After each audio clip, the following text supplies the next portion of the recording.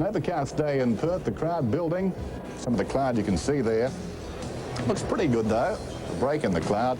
And the crowd I'd estimate at about 23,000. In the early game, underway at the moment, WA 23-19, the VFA are 11-11. And as I speak, I think Victoria have kicked another goal. No, it's Western Australia another goal, so they move to 24-19 to 11-11. Let's take a look at the Nissan Grand report while the VFA labour through their problems. The wind hardly a factor today. It's coming from the southwest at about 5 kilometres an hour. The advantage, very little to speak of at the present time. Current temperature 18 degrees, sunny and firm. But bear in mind that breeze from the southwest could strengthen as the day wears on. With me today is Sandy Roberts, Don Scott and Tony Bahagia, and they'll be back to preview the game right after this.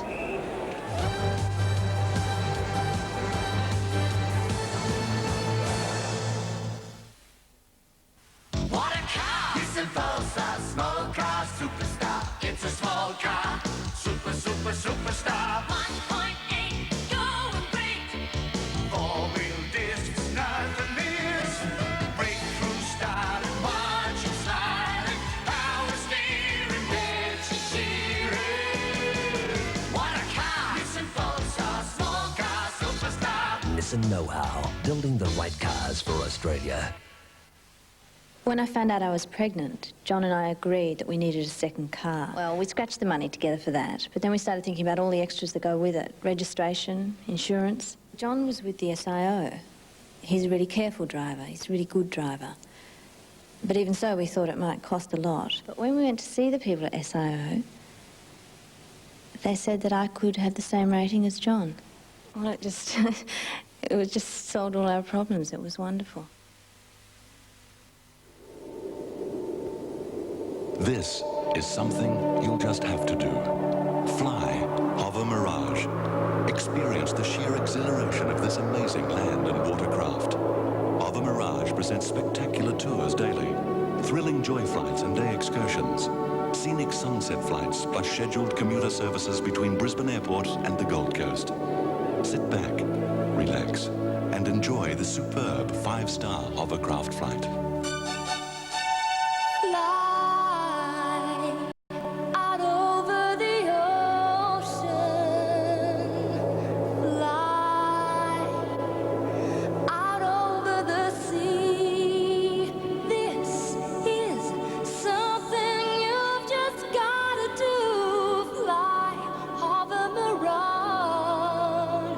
Too good to be true.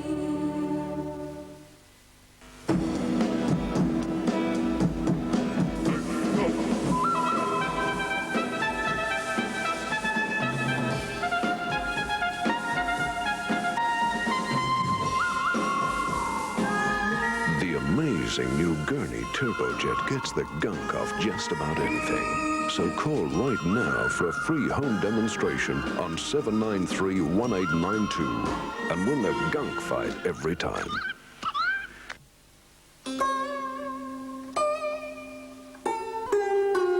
Fancy dining out somewhere a little bit different? Put it on Diners. And so, with just 5 laps to go, he's certainly in a commanding position. Hang on! Oh, no! Oh, dear, oh, dear, oh, oh! If only he'd stuck with Dunlop. Welcome back to Subiaco. The VFA have been put out of their misery. 24-19 to the VFA 11-11 as we welcome Don Scott. Welcome, Don. Thank you, Sandy. West Australia, a new coach, and let's have a look at how we think they may line up for this very important game this afternoon. The back line looks pretty solid, although it's going to be very interesting to see how Mal Brown uses Alan Johnson. He made his name as a wingman. Hardy in recent times has been coming down the ground and doing a lot of work on that wing area, so who knows, those two may swap. And the big danger man across that half-forward line, Michael Mitchell. So there is some goal-scoring power, particularly with Cracker and Blackwell also down in attack. The rucks are the one big worry, with Ashenko and Scott no doubt being called to do the bulk of the work with perhaps John Dorotich. What about Victoria, Don? Well, they are playing ducks and drakes, and whether they line up like that, I don't think they will. I don't think Darren O'Hara will line up there. I think Stephen Silvani will go there. Maybe Frawley going back into the back pocket or Morwood. That's what the Vicks are tossing up. But out of that side, a definite out of Nathan Burke and Mark Withers. They'll get their chances again. But what the Victorians are considering is whether to play Steins because of the weather. And he is a big fellow.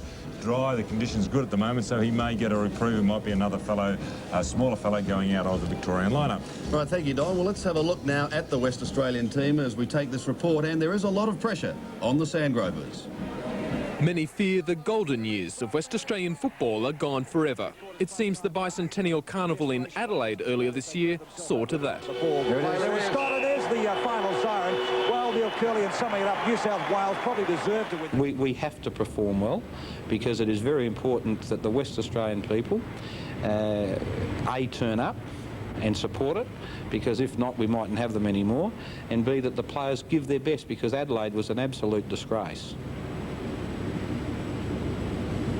And whose fault's that? Theirs. And mine. And as chairman of selectors, it was ours. Last Wednesday morning, and what Mal Brown and his team of selectors had come to digest was the final selection of the WA squad. No matter what he did last year, it's got to be what he's done this year. With them lies the immediate future of football in this state. Put simply, the West Australian public expects them to come up with some winners. This time we've actually seen players get a game. You know, we've watched players on video, we've read the paper, we've seen the reports, we've spoken to people. We know who's well, but up until the start of the season, you're picking on last year. And as you know, often a boy has a good last year and has a downer this year because he hasn't done the pre-season, or he's had an operation to get a cartilage removed, or he's had Achilles problems, or running on the sand. I mean, none of those things. We knew nothing. It was just blind, and we were picking on a wing and a prayer. Most probably the hardest positions to select were the rovers, which we haven't really got, other than Jimmy Cracker, a real true rover in the true sense. But we're going to take a punt in a couple of areas on that regard, and if Jimmy's foot comes up, which I hope it will, I think that, you know, he'll give us the seasoning. What we've tried to do is pick a side that's had some experience and yet pick a little bit of legs so that we can come up 2 days after a normal game. But good form doesn't automatically assure a good performance. In fact, many believe WA's whitewashing in the Adelaide Carnival was due in part to a lack of state pride amongst those on field. So Brown sent a letter to all ex-WA players now in the VFL, strongly outlining that a win was imperative, that only those committed need reply. And the response? Excellent, all bar one. And that player wasn't considered for selection. I'm not going to name him. He knows, and that was one of the... We felt that we had to put a bit of responsibility back onto the players themselves. How do you think the guys feel? I mean, are you taking it seriously? I mean, or do your loyalties lie with Carlton, do you think? Well, I think it's sort of divided. You know, when you're playing with Carlton, and obviously you're aware you were going to play in the side on, you know, Tuesday's game, but we knew that, Wednesday, Thursday of last week that we were going to play. But obviously with such an important game like Collingwood to come for us, you had to have that in your mind first of all. And now that game's been sort of won and lost, we lost the game. Now we've got WA versus Victoria on my mind. So obviously I'm very keen to play and very keen to do well on Tuesday. You know, we're really looking forward to being very competitive and just sort of trying to put WA sort of back on the road again after, you know, a couple of disappointing losses, especially in Adelaide and the previous year against Victoria. So I think we'll just be looking for a lot of commitment from each player and trying to put the state back on the road again. So now Brown's last requirement was to get his team functioning as a team in just 2 days. We'll train on Sunday at 4 o'clock, and then we'll have a bit of a meeting, and we'll train on Monday, and so we'll have 2 training runs. So all it really is a man manager for 2 days. But that's fun. It'll be fun. They'll perform all right. One of the danger men in the Victorian side is the explosive Jason Dunstall. But here in WA, there were concerns over his eligibility to play. After all, his state of origin is Queensland. But Jeff Miles, who had been selected in the WA squad, fell into the same category. His true state of origin is Victoria. Well, there's no issue. Look, the Vics make their own rules. They've done it for years. They're not going to change now. They'll most probably say he can play and Miles can't if we elect to play Miles, knowing Swabby. A tongue-in-cheek reply. The rules of state of origin were checked with the VFL, and both players were deemed eligible. But it's raised doubts in the minds of many. Is it truly state of origin football? He's on target to go.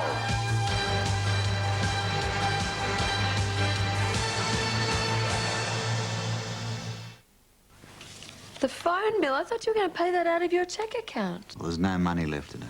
Well, use the other one. I can't touch that for about another month. But it's your money, Ralph. Yes, but then the interest Yeah, but won't it's still your money. When the state bank launched the state banking system, it put 400,000 Victorians back in control of their money. Well, let's pull some out of your interest-bearing deposit. If you're still out of control, come and see us. You've got to wait 90 days for that one. So what were you saying about your money? A glass of milk, ice in it. I'll remove the ice with this string. Sugar melts some of the ice. The water refreezes containing the string. So, too, Cadbury Dairy Milk Chocolate contains natural goodness. The glass and a half of full cream dairy milk in every 200-gram block provides substantial nourishment, enjoyment, and that great Cadbury taste. So when you think of chocolate, think of Cadbury with that famous glass and a half. The Lifestyle Suite by Innovator. Rearrangeable because of the detachable armrests. Just slot them in and make the suite do what you want it to. Armchairs, settees, a corner suite, even a bed.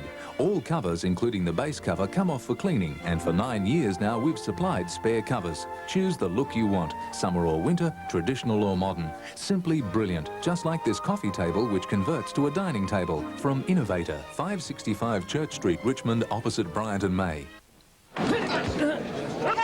Now Sharp puts even more power in your hands. That was close. Hey, Mike. Did I really see that? I really did see that. The original fast worker. Sharp Command Control. It lets you program your video from your armchair. Be here any minute. It'll be ages yet.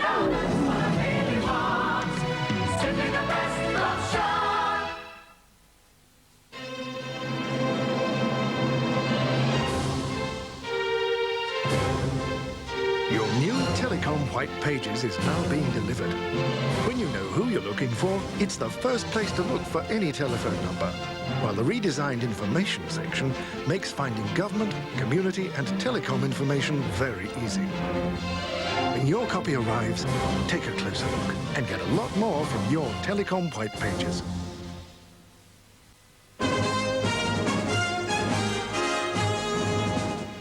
Good afternoon. The United States won't change its policy in the Persian Gulf despite the shooting down of an Iranian Airbus. And Will Rogers, the captain of Vincennes, says it will be a burden he has to bear for the rest of his life. As Melbourne's transport strike drags on with no relief until at least Thursday, support for the Trades Hall Council strike tomorrow is dwindling. More news in 1 hour.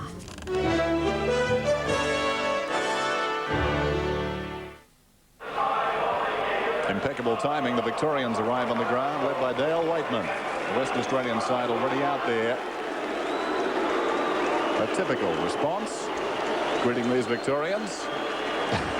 I think Terry Danaher having a laugh about that too. So what's new?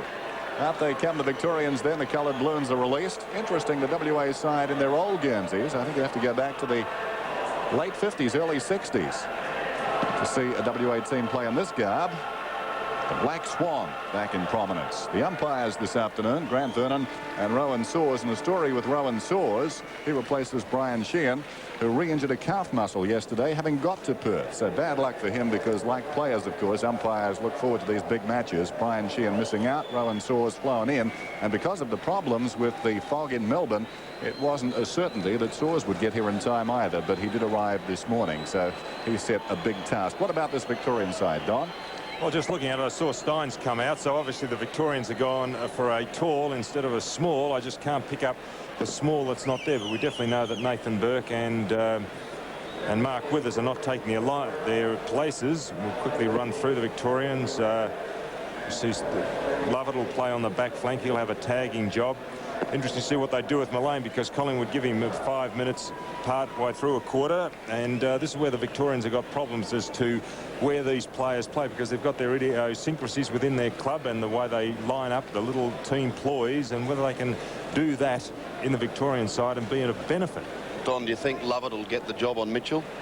Well, he cuts out, and he has cut out a good player in every game that he has played this week, this year. And last week's game against Geelong on Lindner. Lindner was forced to be taken off, and Lovett was an extremely good player for 3 quarters. But I'm pleased the way the Victorians have gone about naming this side, because they've got a lot of fellows, young fellows who seem committed. Let's just hope that they've got the necessary skills, because this Western Australian side is a very skillful combination.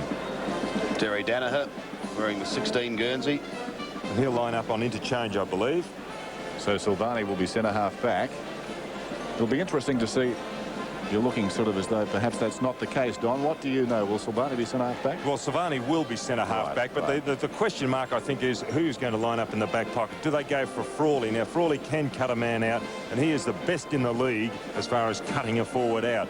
Whereas Morwood, do you go for Morwood? Because he has played in that position, full-back line for the Collingwood side, and he is a real attacking player. So one will give you attack, the other will really cut an opponent out. It'll be interesting then if Starcevic starts at centre-half forward, following on from Saturday's big game at the MCG. Starcevic finished on fire against Silvani. Well, then you've got Henwood, who has been named in that position, and he's added a lot of strength to that Sydney forward line, but it's a real bullocking effort by Henwood. But then again, he can play up on that full back line, so there are a lot of variables within the both sides. Well, if you look at the WA side, it's hard to see them really kicking enough goals to win this. I mean, up forward, they don't have a proven goal kicker with Glendinning out of the side, whereas at the other end of the ground, you've got somebody like Dunstall. Yes, but then again, Dennis, the Western Australians, we all know they grow an extra leg over here. They've got tremendous pride, and just looking in their rooms before the game, the slogans that are up there, the atmosphere within the room, they were very attentive as they listened to Mel Brown, and they've got a lot of state pride, and I just hope the Victorians can match them. The other thing is they've got a lot of ability. They're very offensive. If they get the ball out in the open, they'll certainly cut anybody to pieces. Well, their record's a bit of a shocker in recent times at state level. Beaten by New South Wales pre-season. And of course by Victoria as well. Last season they lost both of their state games. So they're on the line this afternoon. Just repeating that earlier result in the curtain raiser. The WAFL 24-19 defeated the VFA 11-11. And the VFA were close, approaching three-quarter time, just 10 points in it. But then WA, I suppose because of superior fitness, given that those players are playing a higher level of football, they really did pull away in the last quarter. They kicked 12 goals. It was a goal-scoring orgy. Last-minute words for the players of both sides. Dale Waitman in the middle there. He's the most experienced campaigner when it comes to state football and state of origin football. He's made 12 appearances. Nice situation too, Sandy. The runners of Victoria, most of whom played on Friday night, will be pretty fresh, I would think. You look at Waitman, Mitchell, Healy, Williams. Those playmakers, I think, will have that rest stand them in very good stead today. Well, it will be interesting to see. I'm looking for John Annear in the West Australian side, and at the moment I cannot pick him up. No, I can't pick him up either, Sandy, but quickly I can't pick up the Victorian that's missing, but actually enough, we'll find that out as the game progresses. They mightn't have even told you everything, Don. No, they were playing real ducks and drakes this morning. They wouldn't let anybody know. You think you're a Western Australian. Well, the ground's fantastic here. It just soaks the water up so easily. There have been something like 7 millimetres of rain in the past 24 hours. But really, the turf is almost perfect, and I think we should be in with these sort of conditions for a grand game of football. We're standing by for the national anthem then.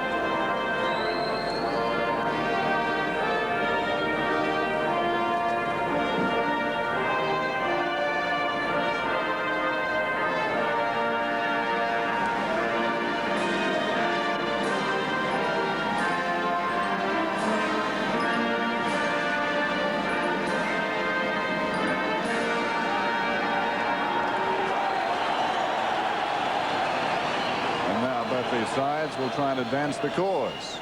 And just having a quick look at that Victorian side, I couldn't see Danny Frawley out there, Don. No, I couldn't, but Peter Foster's changed his number from 29 to 4. But I don't think Frawley's changed his number, so he could be the one that's out on the bench. Let's go down to Tony Bahagia. Yes, Gary Bannafanara has won the toss for WA and kicking to the western end. Back to you, Dennis. Okay, thanks, Tony. Good toss to win. I'd imagine that breeze will back around a little. It's trying to come in from the southwest now and will freshen as the day wears on, I'd suggest. So Western Australia initially kicking up towards the western end of the ground. Yes, that appeared to be the scoring end on, didn't it, in the first half of the early game? Yes, well, early on it was, but the way the Western Australians came home, I think the Victorian VFA side just ran out of legs. But earlier on, kicking towards the grandstand, both sides kicked goals. And going on to the interchange bench for WA is McKenna, Pike, a player that played in the Waffle, Phil Scott. And Mifka. And Mifka. Two Waffle players on interchange for WA. Waffle. Terrible, isn't it? WAFL, Dennis. That's right. Waiting for these Victorians to come off then. Who'll go to the bench for them? O'Dwyer is there. Wilson will start on the bench. That surprises me. Larkin another. O'Dwyer and Terry Danaher. Terry Danaher. Bit of quality on the bench. Well, I would have thought Wilson and Larkin would have been certainties to start. Steins will start then on the forward line. So they're running two big men on the ground with O'Dwyer on the bench. And WA have lined up as they named their side, especially in the back half. Oshenko starting with Bairstow, Cracker. Love it on Phil Cracker. Starcevic at full forward. So Williams. The trick is giving out the real side. Cunning. Brownie's lost nothing. All right, set to go for this all-important match. Silvani at centre-half back. Langford full-back. Away we go then, the big State of Origin game. Oshenko opposed to Madden falls at their feet. Big scramble immediately. The umpire has picked out a free kick. It'll go West Australia's way. It'll be taken by Alan Johnson. Johnson alongside the centre circle, pumps it long in the direction of Starcevic. Over the top, Langford hits the ground. Opportunity for Buse. Well done. Buse from half back towards centre field. Oshenko uncontested. Takes the strong mark. Feeds Johnson. Johnson towards centre half forward. Mitchell comes over the top. Off the hands. Opportunity for Dorotic now. Charged down brilliantly by Waitman. He should have got a free kick. Yes, he's getting it. He put his body in brilliantly. And the Western Australians are certainly pumped up because Oshenko, as soon as he got rid of the ball, looked for a few Victorian scalps. Waitman from half back. Drifting in towards the centre. Foster coming down. Couldn't take it. Cracker got the handball away. They're under pressure, however. Here's an opportunity for Mainwaring to send Western Australia deep into attack. Fisted over the top towards the boundary line. And unable to get there will be Sean White as he's bundled over, pushed over unceremoniously by Michael Mitchell. So White will take the kick from the back pocket. Western Australia doing the early attacking. White's kick coming back towards the half-back line, going over the top, and an easy mark taken by Shane Morwood. Mainwaring on the mark. Morwood to kick in towards the middle. It's pretty congested. Foster again in the pack, couldn't take it. Buckenara waiting for it to come out. He has plenty of support. It's through Wilson. Down towards the forward line once again, but again the big fist of Langford coming over the top, over the boundary line, and a throw in West Australia's right forward pocket.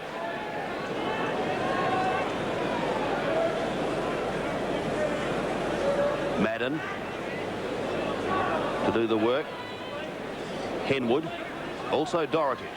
Henwood coming in from the side, getting it down to Cracker, looking for Mitchell, can't find him. Now an opportunity for Healy to clear. He does so. Back towards centre wing.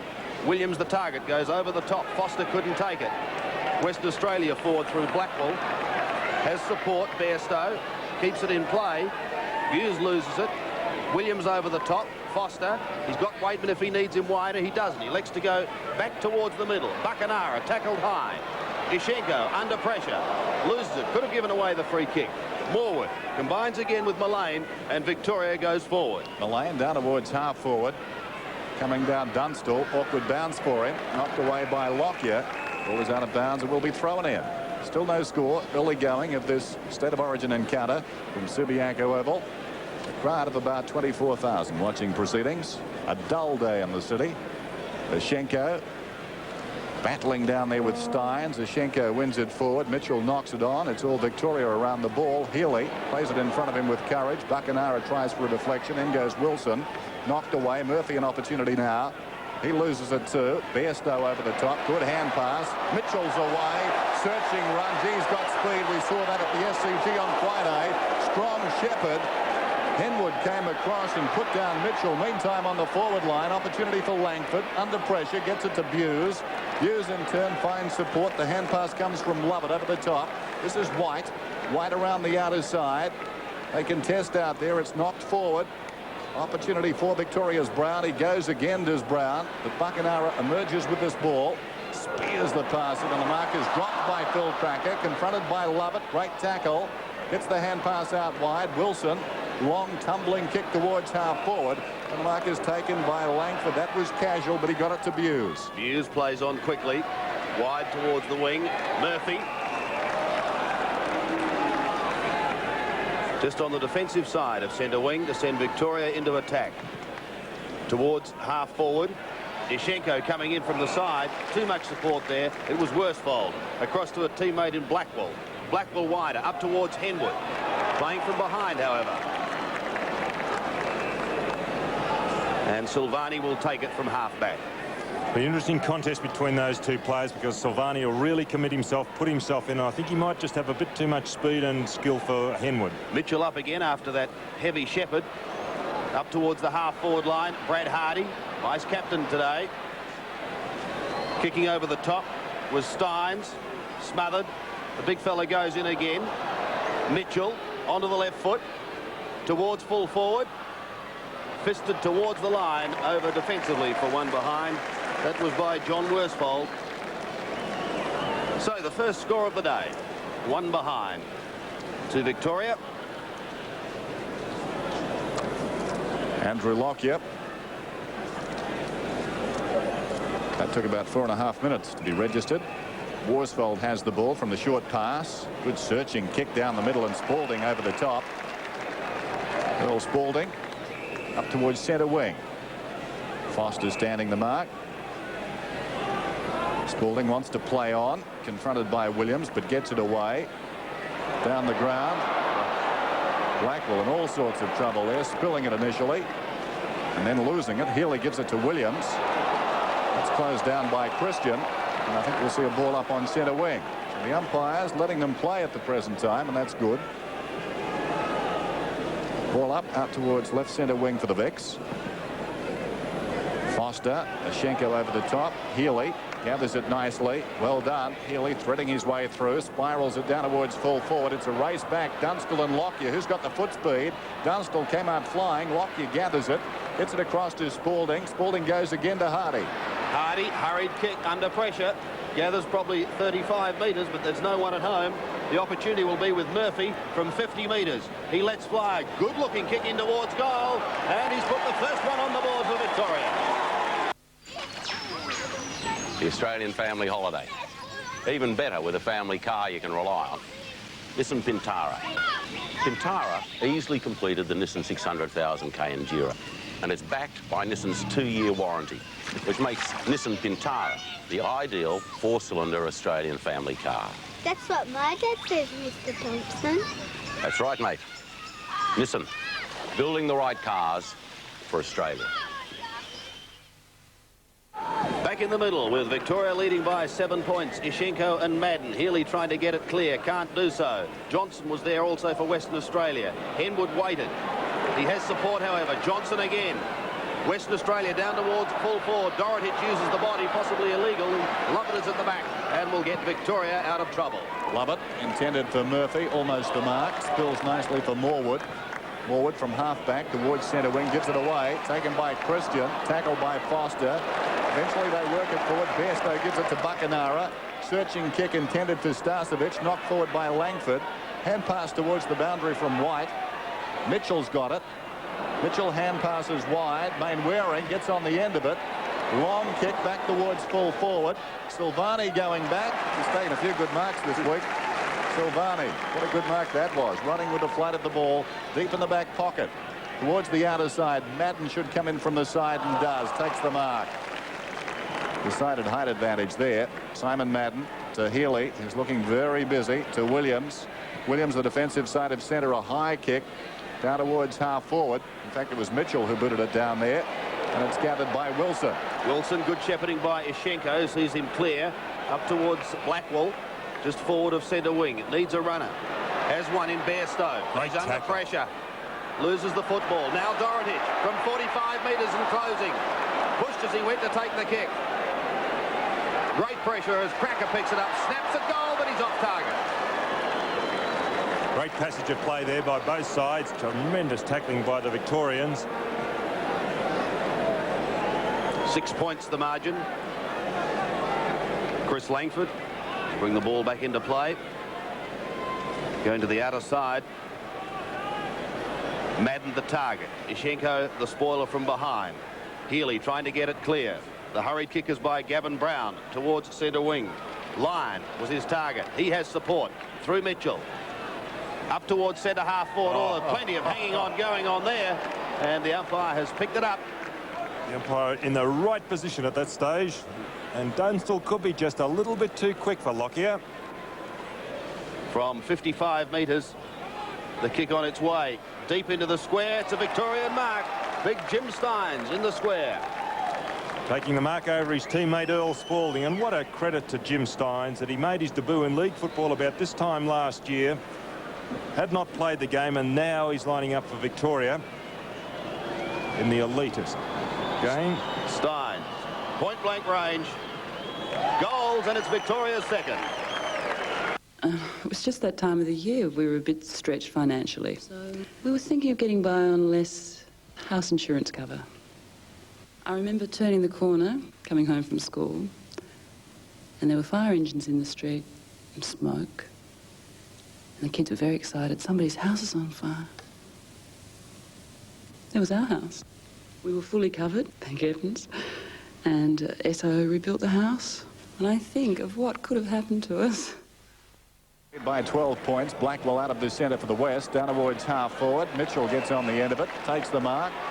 He's away now, confronted by Buse. Good effort by Buse. Mitchell, though, still running. Centres the kick.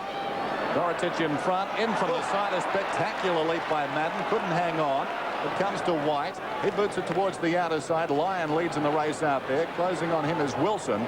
And the ball spills across the boundary line and will be thrown in. Andrew Buse has got a big job on Michael Mitchell because he, as we've already seen, can cut a side to pieces with just sheer speed. Madden and Ishenko do the ruck work out there. Madden over the top. Falls at their feet, though. Knocked out of there by Williams. Hand pass comes out wide from Waitman. Around the outer side, Melbourne work it forward. That was Brown. A long kick towards half forward. Dunstall couldn't hang on. Spills through the congestion. Picked up by Mitchell. Christian an opportunity. Clever deflection. Gets it to Spalding. Good shepherd. No. No, behind play. Illegal shepherd, says the umpire. Down is Steins. The player who offended was Worsfold. Steins gets up holding his jaw. He's already kicked one goal and will kick from about 35 metres out. And the umpire's doing a very, very good job. Would that be reportable? Well, it wasn't Worsfold. Worsfold was the second one to hit him, but there was a mid-sized cruiser just going past with the right. Michael Christian. So Jim Steins. No names, no pack drill. 30 metres out. A chance for his second. Pushed it. And one behind only the result.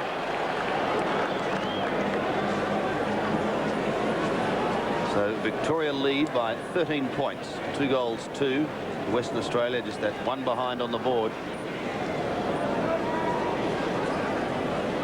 Lockyer to bring the ball back into play. Thinking about where to go. Eventually elects the outer side. Ishenko is his target. Waiting down was Cracker. Gets the hand pass away. Victoria a chance to go forward if they can get it out to Mainwaring. He marks on the defensive side of centre. Now what's he got? Dorotich offers him a lead. Somewhat tentative. And he doesn't know what to do. Eventually goes back. It'll be Mitchell. Can't take it as Buse pushed it over the top. Now Sean White going wide to Williams. Gets a favourable bounce quickly onto the left foot. Over centre wing. Healy slipping at the critical time, and the ball will beat Mainwaring over the line. So a throw in to take place. 13 points. Victoria leads by. With a good crowd built up here. Little rain this morning, but ideal conditions now for football. Mullane can't pick up the football. Eventually does. Has support. Morwood. left foot kick goes out of bounds, however, on the full. Worsfold taking the kick from half-back, back towards half-forward. They're breaking down in this area. Madden over the top, couldn't take the mark. Goes again, though. Nicely done. Gets it out to White. The short one is on to Williams. Williams assesses the options and lays the ball off into the path of Waitman. Hand pass comes to Lyon. Lyon tries to get some width on it. Didn't succeed. Johnson knocked it down, so he kicks it towards Dunstall. Dunstall knocks it out to accommodate Mitchell. Mitchell almost could have got a free kick. It's off the ground by Dunstall. Taken down there in defence by Worsfold. He brings it away to Christian. Good luck there for the West Australians. Christian missed by Mitchell. Battle after it. It's knocked out eventually by Mullane. Waitman was over the ball. WA's Mitchell emerges with it. Knocks it across towards Buckenara. Buckenara towards the outer side. Johnson with courage. Cannoning into him. Another man whose key word is courage too. That's Gavin Brown. And they battle after the ball on the outer side. Brown hooks it across his body. Mitchell has it. Over the top to Lyon. Lyon from right half forward flank. Spears in a pass. And he's got two there. It's Big Jim Steins who takes the mark. Langford, Dunstall was with him. But Steins, the taller of the two, marks directly in front. Well, Steins' mobility and also which allows him to get on his own and take those high marks is a real problem up there. His contribution so far is 1 goal 1. Almost directly in front. Stammering approach. Steins again with a drop punt. Again, I fear he has pushed it wide and another behind. 2 goals 3. 15 Victoria, Western Australia, 1 behind. West playing the huddle, but the Victorians have got their outriders and they're all well covered. You look confused, Sandy. What's happened since you went to Boston? Lockyer brings the ball out. Christian with that bandaged right wrist. Oh, a decent old shove out there. Noticed by the umpire. Not missing too much early here. Interesting battle out there. Buckenara and Williams, both offensive players, so it depends on who gets on top of who as to who's going to be the benefit to the team. Morward to Waitman, who played on, perhaps a little foolishly because they've lost the football. This is Spalding. Up towards half forward. The bounce, it's going to favour Dorotich. It sets from 50 metres. He shoots with a drop punt, but he's wide. 1 behind. Bad miss there by John Dorotich because there was no pressure at all. Unlucky bounce for Victoria. Both players overrunning that ball, but both attack it, which is a good indication for Victoria. As we saw a shake of the head from Mal Brown, formerly the local coach of John Dorotich before he went to the VFL. This is Murphy. He's at left half back. He's played on now. Mullane. That's almost holding the ball, Mullane. Mainwaring comes through. He's legged and will take the free kick. Chris Mainwaring, a West Coast Eagle, from right half forward, a high kick down towards Starcevic, over the top White. That's his forte. He loves that run on the pack and he fists it towards the boundary line. It's out of bounds and will be thrown in. Interesting, Sean White coming up because he's always injured on Monday nights at Melbourne, but he is fit enough today to represent Victoria. It's Tuesday. There's the throw in. Dorotich tries to get it backward of the pack. In front is Worsfold. Worsfold inside 50. Centering kick. At the fall of the ball is Lovett. Knocks it away. Only as far as Starcevic. Pulls it back far too far. White running back takes the mark. And does it easily out of the back pocket. Almost stops to a walk as he puts the ball to ground twice. Then goes with a long kick. Ishenko will come over the top. Buckenara was there also. A chance perhaps for Healy. Clear across the centre to Williams. Steadies and puts in a poor kick. Bounced off the chest of Hardy, who may recover. He won't in time because Mitchell's picked it up. Pushed it in towards the right forward pocket. And it's just drifted in for 1 behind. Well, it was bad play there by Barry Mitchell because he had Jason Dunstall by himself, Ron Barassi on screen, Kevin Sheehan. He could have hand passed across to Dunstall and he would have run into an open goal, but maybe the pressure out there, we don't understand or appreciate the pressure that's out there at the moment. The difference at the moment is 14 points. Favouring Victoria. The kick from Bairstow goes into the middle. Buckenara draws it wide, and a good mark is taken by Spalding. Quickly on into the right forward pocket. The lead was there from Starcevic. He was unable to take it inside, and so a throw in. Western Australia in attack and needing a goal. And we just saw Spalding on the forward line, the half-forward line, and Steins has now got Henwood, so the Western Australians making moves. They want to Victoria as a half-forward. There's Spalding. There's a fight off the ball. Starcevic and Madden, meantime, it's centred by Cracker. Beautiful kick. Jim to Phil. And Phil, 40 metres out, has a chance to score. Phil Cracker. Distance shouldn't be a problem. Well, he goes to the pocket intended for Starcevic, and Starcevic has taken the mark. Just fresh from his bout with Simon Madden. He's on a very acute angle. Incredible kick. There were 4 Victorians and 1 Western Australian. That was unbelievable. We see there on screen you could pick up the 4 Victorians, but what a magnificent pass. He hit his man. Still, it's a tough kick from here. Starcevic, who finished in a blaze of glory on Saturday at the MCG. A chance to get the first goal for Western Australia. Slides it across the face. It's a behind. So WA are 3 points and Victoria are 2-4. 13 points the margin. Chris Langford. Players running everywhere at the moment. He'll look for Madden, the sprinting Madden. Ishenko gave him a little bit of a nudge. Simon helped as well. Simon's like that, though, isn't he? Very experienced player. Goes into the centre. Lyon. Oh, bring him back. From the middle to half forward. Now Hardy waits down here, but he's not in front of the pack. It's Mullane who bursts through from 50 metres. He hooks a clever kick to Steins. Can't quite take it at the second to grab. Goes in again trying to farm it out, but it's taken by Hardy. He pushes it wide past Johnson. With him is Brown, but the ball will beat them both over the line, and a throw in to take place on that outer side. And there is the Victorian bench with Brian Wilson and his 2 cohorts, including Mr. O'Dwyer and Mr. Larkin. Ball on the outer side. Mitchell at close quarters to Waitman. Doesn't go very far. Off the ground, Blackwell intended for Bairstow. Hardy comes away with it. Kicks it back towards the outer side wing. Silvani crashing up the ground to meet it. Socket on by Western Australia. Madden's over it. Morwood. This is Buse. Spins out of trouble beautifully and goes in short. Waitman takes the mark. Overcommitted was the West Australian, so Waitman's away inside 50. This will go close. Dale Waitman a long telling kick. It's a goal. John Hosking.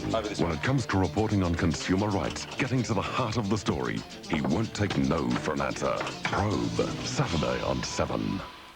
Hinch at 7. You've seen the teen sex special. Next, some famous former teenagers talk about their first time. I wish I'd never had any sexual drive at all, ever, under any circumstances. Just been a, or whatever, like a woman. Losing their virginity. Next, Hinch at 7. Victoria leads by 19 points. Dorotich is on the ball. Up against him is Madden, who wins it beautifully to Williams, up towards the half-forward line. In fact, over the top of Worsfold it goes. Lockyer comes out to meet the football, but he needs support. He gets it, and Western Australia out of trouble once again. The ball comes to Cracker. One bounce. Still has possession. Jim Cracker centres it, and the mark is taken by Blackwell. Needs a runner, Mainwaring. Could be dangerous. Across to Jim Cracker again. Over the top he goes. Mitchell on a nasty angle. Pulls it back in towards the square. Big pack of players. No one can take it. Buckenara at the bottom of the pack. Goal. Well, Gary Buckenara, he can do the impossible. He is the icing on the cake, drifting down from that centre line. Got well underneath the pack. You can see there that thing called rhymes with class as far as Buckenara was concerned on that occasion. He couldn't do that again if he tried, but it was a very, very good kick, as he's now playing on the half-forward line, being picked up by Shane Morwood. I'd back him to get 8 out of 10 of those, Donny. Back in the middle, 3-4 to 1-3. This is Bairstow. Into the forward line again for Western Australia. Coming up is Mitchell. He's got the ball now, Mitchell, from the deflection from Cracker. Pulls it back intelligently, and the mark is taken by Starcevic. Great play. Mitchell leading back in the race. Starcevic drifting into open space. Phil Cracker came up to meet it, got it to Mitchell. Now, this is the worry. The Western Australians can cut you about with just sheer skill, and that was skill personified as Mitchell broke away and spotted Starcevic. Here's Starcevic then. He misses to the left-hand side. Uncharacteristic blemish. Minor score, so WA wasting a few opportunities now. They're 1-4 and Victoria 3-4. Pretty interesting game, this. Would have been a handy one too, Dennis. Hot on the heels of Gary Buckenara's first. Given them a real run. Nevertheless, a behind has been registered. There'll be another free kick to Simon Madden. The advantage is going to be paid. Williams is on the outer side and he's got a paddock. Thought about going on, but then went short the line, who was off before he'd taken the football. This allows Hardy in, who'll clear wide to Johnson on the outer wing. Johnson, centering kick. Bairstow again gets on the end of it to the run of Mitchell. Mitchell's away, down towards half forward, long kick. Phil Cracker is going back, works his way to the front, almost the mark. Picked up by Langford, met very solidly indeed by Spalding. He in turn goes down. This is Blackwell standing his ground in front of some charging Victorians. Morwood gets it to Langford, shrugs one tackle. Now support, Hughes out of the back pocket, spirals it towards centre wing. Worsfold does very well, reaching over the top there of Mullane, getting his fist in and getting it out of bounds. The Victorian Rovers will really have to tighten their game up when on the ball, because Michael Mitchell is cutting them about. Dorotich and Madden. Dorotich using his strength on that occasion. Worsfold at the bottom of the pack. Mainwaring trying to spin clear. Can't do so. Healy and Mitchell can't take it. Buckenara can. Hooks it back to Mitchell. Got a player running. Uses him. That's Bairstow. Passes a beauty. And Starcevic marks. And he'll kick from 50 metres. Victoria are preparing to make a change. Matthew Larkin is warming up on the sidelines as Starcevic spirals one out of bounds on the full. He's having a bad day early, isn't he? He's kicking, leaving a lot to be desired. Lyon off. Lyon comes off. Gary Lyon on the half-forward flank. Matthew Larkin will take up his position, being picked up by Peter Wilson. Morwood's kick. Dorotich went for the fist, then came down with the football. Bairstow's picking up plenty of touches. To Buckenara, a high kick. Difficult one to mark. Off hands to Mitchell. Worsfold. Well done. Clear. Goes with the left foot. Spearing one in towards full forward, but Lovett is there. Free kick back. In fact, the ball, yes, it's going to come back. It will go to Victoria, and it will be taken by Murphy. No idea what for as Murphy kicks down towards half forward. Christian with two Victorians jostling. That was interesting. Foster and Waiton on the ground, bumping each other, and Christian able to take the mark uncontested. Now the ball on the outer wing, taken by Cracker. That was Phil to Jim. He feeds it wide to Johnson. Johnson from half forward goes looking for Ashenko. The big fellow dropped the mark. On the lead, Ashenko couldn't hang on. Johnson follows up his kick, but Lovett robs him of the ball. Lovett into the pocket, taken by Mitchell. And Mitchell now strolls away, settles, goes looking for Foster, and Foster lunges at this one and takes it right on the line. He's got Williams calling for it, but it drops short. Waitman is there. Forward of centre wing. The lead is on from Dunstall. 1-2 grabs. What tremendous acceleration that man's got. Plays on. Back to Waitman. From 55 metres, he spears a pass in towards the pocket. Williams couldn't take it. It goes out of bounds in the right forward pocket. Another change is being made by Victoria. Foster is coming off, and Terry Danaher is coming onto the ground. And big fight. We've got a little bit of a Barney on the outer side. That was interesting. Cracker. Yeah, Cracker put down Waitman after he kicked the ball, and Healy came charging across incensed and took on Jimmy Cracker, and Cracker's on report. And here it is. Bad hit by there. Jimmy didn't really connect, did he? Not for lack of trying. So the book's out. You're going to let them go. You should make the mark, shouldn't you, Dennis? I don't know anything about that, Don. Being a full forward, you'd know all about it, Dennis. Dale Waitman just receiving some attention, and Big Mal Brown keeping a close eye on proceedings.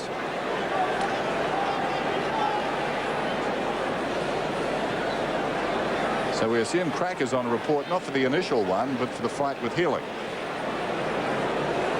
The Victorian defenders doing a great job at the moment. They've got a little bit of a worry around midfield because the Western Australians getting the breaks there. Those midfielders will really have to tighten up instead of go kick chasing, but they've been kept in the game by a very tight defence. Now, Healy's getting the kick, and I was watching what happened, and certainly it was Healy who ran at Jim Cracker, so this is all very interesting on the outer side, but good from Victoria's standpoint. He's got the ball. And he'll kick from around 50 metres. He's a great kicker of a football, Gerard Healy. The drop punt is high, going into the square, but registering only one behind. Ironical cheers from this pretty solid West Australian crowd of around 25,000. 1-4 to 3-5, and they're having another go. Wilson. And Steins, I think it was. Or was it Simon Madden? Simon Madden, Henwood are there. He's getting nasty in his old age, Simon, isn't he? Starting to create a bit of a reputation. Losing the sense of humour. I think it'd take a lot for him. Well, it's good to see just the same, you know, the players approaching this game in the right way. A little bit of feeling. That's a little bit of feeling. Right, back to the football. Christian, a chance to clear to Buckenara. Western Australia out of trouble, although he goes short and finds Jim Cracker right in the middle of the ground. He plays on because he's got brother Phil wide. He'll almost make it to 50 metres. He decides to go short, and it's socket off the ground, but unfortunately it's gone out of bounds on the full for Sean White, and so Western Australia, through Phil Cracker, will again come deep into attack. How much science there from Sean White. Here's Phil Cracker. Long towards the square. In from the side, Starcevic couldn't hang on. Goes looking for the ball again. Was he carried forward? Yes, he was. Well, Don's not happy with that, but I thought Starcevic did very well when he hit the ground and earned a free kick. Oh, this is wrong. You see here on replay, Starcevic going to grab, but he was already on the way to ground. Starcevic kicks a goal on the siren. The second for Western Australia. They trail 2-4 to 3-5.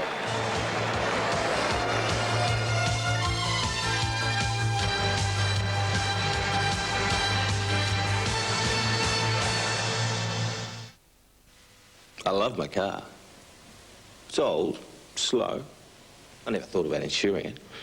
What was the point? It wasn't worth that much. Jumped in the car, off down the street.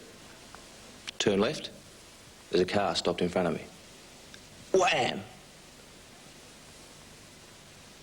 $3,000 down the track. My fault. A Merc. SIO, third-party property for around $100. Pity I didn't know about that before. Nissan Skyline Silhouette. Australia's car of the year in its most dynamic form. The very latest street edition is waiting for you. That's Nissan know-how. A bowl of water, 2 paper boats. You're trying vinegar, we're trying cream. The cream works. Why? It changes the surface tension. Cream and milk are first-class sources of nutrition. That's why there's a glass and a half of full cream milk in every 200-gram block of Cadbury Dairy Milk Chocolate. Are we agreed? Yes, Professor. Only Cadbury has that famous glass and a half. So when you think of chocolate, think of Cadbury. One last corner, one last group of cars, and he's brought off a remarkable... Oh, no! He's lost it! Oh, with only one corner to go. If only he'd stuck with Dunlop. After waiting for 200 years, we're very proud to announce the arrival of the Breville Bicentennial Birthday Sale. How proud? Well, we're reducing the price of some of our most popular products, like the Cyclonic Whiz, Hot Sticks, the Aroma Art, Coffee Maker, Brawn Shavers, and the Snack and Sandwich Maker. For full details, see our birthday sale press ad and read about your chance of being Breville's special guest at this year's Melbourne Cup. But be quick, our tricentennial sale is light years away.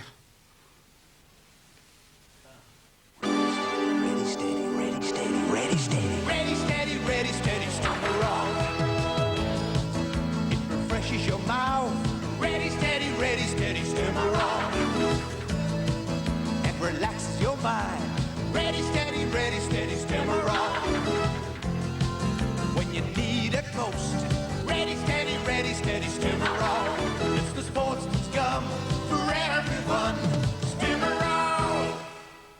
Tonight on Beyond 2000, James Morrison demonstrates the electronic trumpet. Now, instead of a trumpet being one sound, it's thousands. Also, the Japanese tea ceremony. What is its mysterious link with cancer prevention? And Chris discovers that underwater cities are not that far away. Believe it or not, Aquarius is mobile. Plus, see the latest in laser heart surgery. It's a fascinating breakthrough. We're hoping he'll be running in the Boston Marathon next year. See the incredible and the entertaining when AMP presents Beyond 2000, 8:30 tonight on 7. Back at the Subiaco Oval, it's quarter time, and Victoria lead 3-5-23 to Western Australia's 2-4-16. Checking the goal scorers, firstly for Victoria, Waitman 1, Murphy 1 and Steins 1. And for Western Australia, Starcevic has 1 and Buckenara has 1. Today's game is a part of the Elders IXL 1988 VFL Premiership season.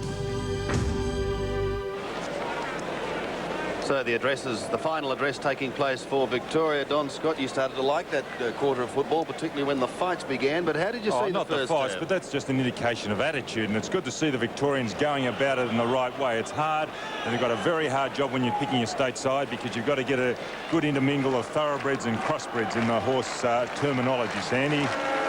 Okay, then, well, let's go down to a true thoroughbred, because Tony Bahaja's down on the boundary line. Welcome, Tony. Yeah, thanks, Andy. Well, Mal Brown was quite happy with the quarter, but he wants his attacking players to get into the back line. They're not giving enough support to the back line players. While Billy Goggin, he was happy with their tackling and their endeavour, but he was very emphatic that they do pick up the smaller players, that they were a little bit loose, allowing too much latitude. Thanks, Tony. Let's take a look at the stats if we've got them. Very interesting going quickly through the stats, all fairly even. The kicks in favour of WA, handball, so possessions reasonably even, hit outside. I thought there'd be more that way for Victoria, because the West not getting enough, especially when Dorotich was on the ball. Maybe that's the reason why he is off now, and coming on is Phil Scott. Awaiting the start of the second term, that was a very even first quarter. Both sides had plenty of opportunities. I think the stage is set for a very interesting final 3 terms. Umpire Soars to bounce it down. 23 plays 16. The start of the second quarter at Subiaco. Madden up, wins it decisively down to Healy. Healy, the high kick towards half forward. Hardy comes out. Wilson goes back. Opportunity for Mullane. Victoria over the ball. A hand pass shoveled out eventually by Mitchell. Wide of the congestion, but Bairstow grabs it. Bairstow back towards the middle, and Cracker. Jim Cracker feeds it across to Blackwell. Blackwell kicks inside 50. Fist there from White. Back towards Blackwell. Can he control it? Getting into his back, Waitman. And Blackwell gets the free kick. Too far out to score. He goes short. It's a poor kick. Falls in front of Morwood, who gets the hand pass away, and through a chain of handballs, it finishes up with Healy. He can go even wider. This is Mullane on the outer side, steadying with the left foot. In towards the half-forward line. Dunstall comes a long way out from goal. Can't take the mark. Now the West Australian defence is under pressure, but they're able to get it clear. The long kick from Scott. He's come onto the ground, replacing Dorotich, up towards half-forward. No mark taken. Waiting down Mitchell. Can he get clear? Gets caught. Loses the football. Pushes it out wide for Buckenara. Is this his second? He shoots. He's kicked it, I think. The Australian family holiday. Even better with a family car you can rely on. Nissan Pintara. Pintara easily completed the Nissan 600,000k Enduro, and it's backed by Nissan's 2-year warranty, which makes Nissan Pintara the ideal 4-cylinder Australian family car. That's what my dad says, Mr. Thompson. That's right, mate. Nissan, building the right cars for Australia. It's 1 point the difference. Western Australia through Jim Cracker into attack again. Down towards Brother Phillip. Fisted away by Lovett, but straight to Mitchell. He's got a runner. Couldn't take it. Now Buse, a chance to clear for Victoria. Runs wide. Goes onto the left foot. Puts it out towards Larkin. Fresh man on the ground. Under plenty of pressure, however, and eventually taken over the line. Good pressure by Peter Wilson. And a throw in on the outer side. So Western Australia having their opportunities in the first quarter have now drawn to within 1 point of Victoria as Scott wins it to Bairstow. His kick is partly smothered. He does have support, however, through Mainwaring. Mainwaring running the outer side. He'll go almost up to the 50-metre line. Kicks long, up towards full forward. Ishenko is there. Can't complete the mark. Here's the danger man, Mitchell. Onto the right foot. He snaps it back towards goal. And this time the big fella's taken the mark. He's off. Goes short. And Starcevic has a far better angle. But is the umpire going to give it back? Yes. He's whistled time off, so he's setting them up. So back to Ishenko, who's virtually on the boundary line. The big fella will try and run round. He goes onto the right boot. He's kicked it. The phone bill? I thought you were going to pay that out of your cheque account. Well, there's no money left in it. Well, use the other one. No, I can't touch that for about another month. But it's your money, Ralph. But then the interest Yeah, but won't it's still keep- your money. When the state bank launched the state banking system, it put 400,000 Victorians back in control of their money. Well, let's pull some out of your interest-bearing deposit. If you're still out of control, come and see us. You got to wait 90 days for that one. So what were you saying about your money? 5 points the difference. Western Australia 4-4, Victoria 3-5. Scott, uncontested. Murphy goes down, but with the ball, it's off the ground by Blackwell towards half forward. Up comes White, likes that one too, off the ground, back towards half back. Healy's got it, knocked away by Jim Cracker. White on the assist, well backed up, kicks it towards centre field. Larkin's up in front and he takes the mark on his chest. Matthew Larkin feeds it to Silvani. It goes again by hand to Waitman. Gets around Buckenara, back to Silvani. Out wide comes the kick. Williams in open space. Madden is on for the short one. Only one of two could have taken the mark. The mark is in fact taken by Mitchell, coming in to take the mark about 40 metres out from goal. Mitchell goes to Morwood, and Morwood has it about 20 metres from goal. A pretty sharp angle. I might be old-fashioned, but I don't like the way that Buckenara and Williams are playing wide of one another. Buckenara is instrumental in a goal earlier. Williams instrumental if this is a goal. So Morwood doesn't miss by that much, just sliding it across the face. So Victoria move along to 3-6 and Western Australia 4-4. Danaher's on the forward line for Victoria now. And Lockyer will kick it in. More cloud coming over the ground. Could be a chance of a shower. Well done by Waitman. Johnson cleverly. This is Bairstow. Gets it away. A chance for Wilson now to send Western Australia forward. A high kick up towards Spalding. No free kick parade. Lovett does well to get clear. And Victoria ease their way out through Morwood up towards the left half forward flank. The mark is taken by Barry Mitchell. Plays on now, drifting into the pocket. Out comes Dunstall. He'll kick from 50 metres. He's looking for options. None forthcoming at the moment. Victoria got big men in the goal square, so he can afford to kick it high. Steins has drifted back there. The kick coming deep into the square. Plenty of flyers. Now here's the little man waiting down. Picked up by Healy. Snaps at goal and has put it through. You're always hearing the worst about insurance companies. I'm in business for myself. I've got everything insured with the SIO. My car, my home, my boat. Well, a couple of years ago we got broken into. We lost quite a lot. Now, I suppose I'm like most people. I don't like fronting up with a claim, especially a big one. But I had a new for old policy with the SIO, and they paid out in full. No problems. Can't ask more than that. So Victoria regains the lead. A 2-point margin from the centre bounce. It's Waitman who sends them forward. The bouncing ball.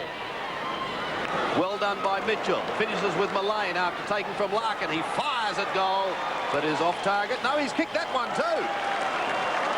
So 2 quick goals, and Victoria take an 8-point lead.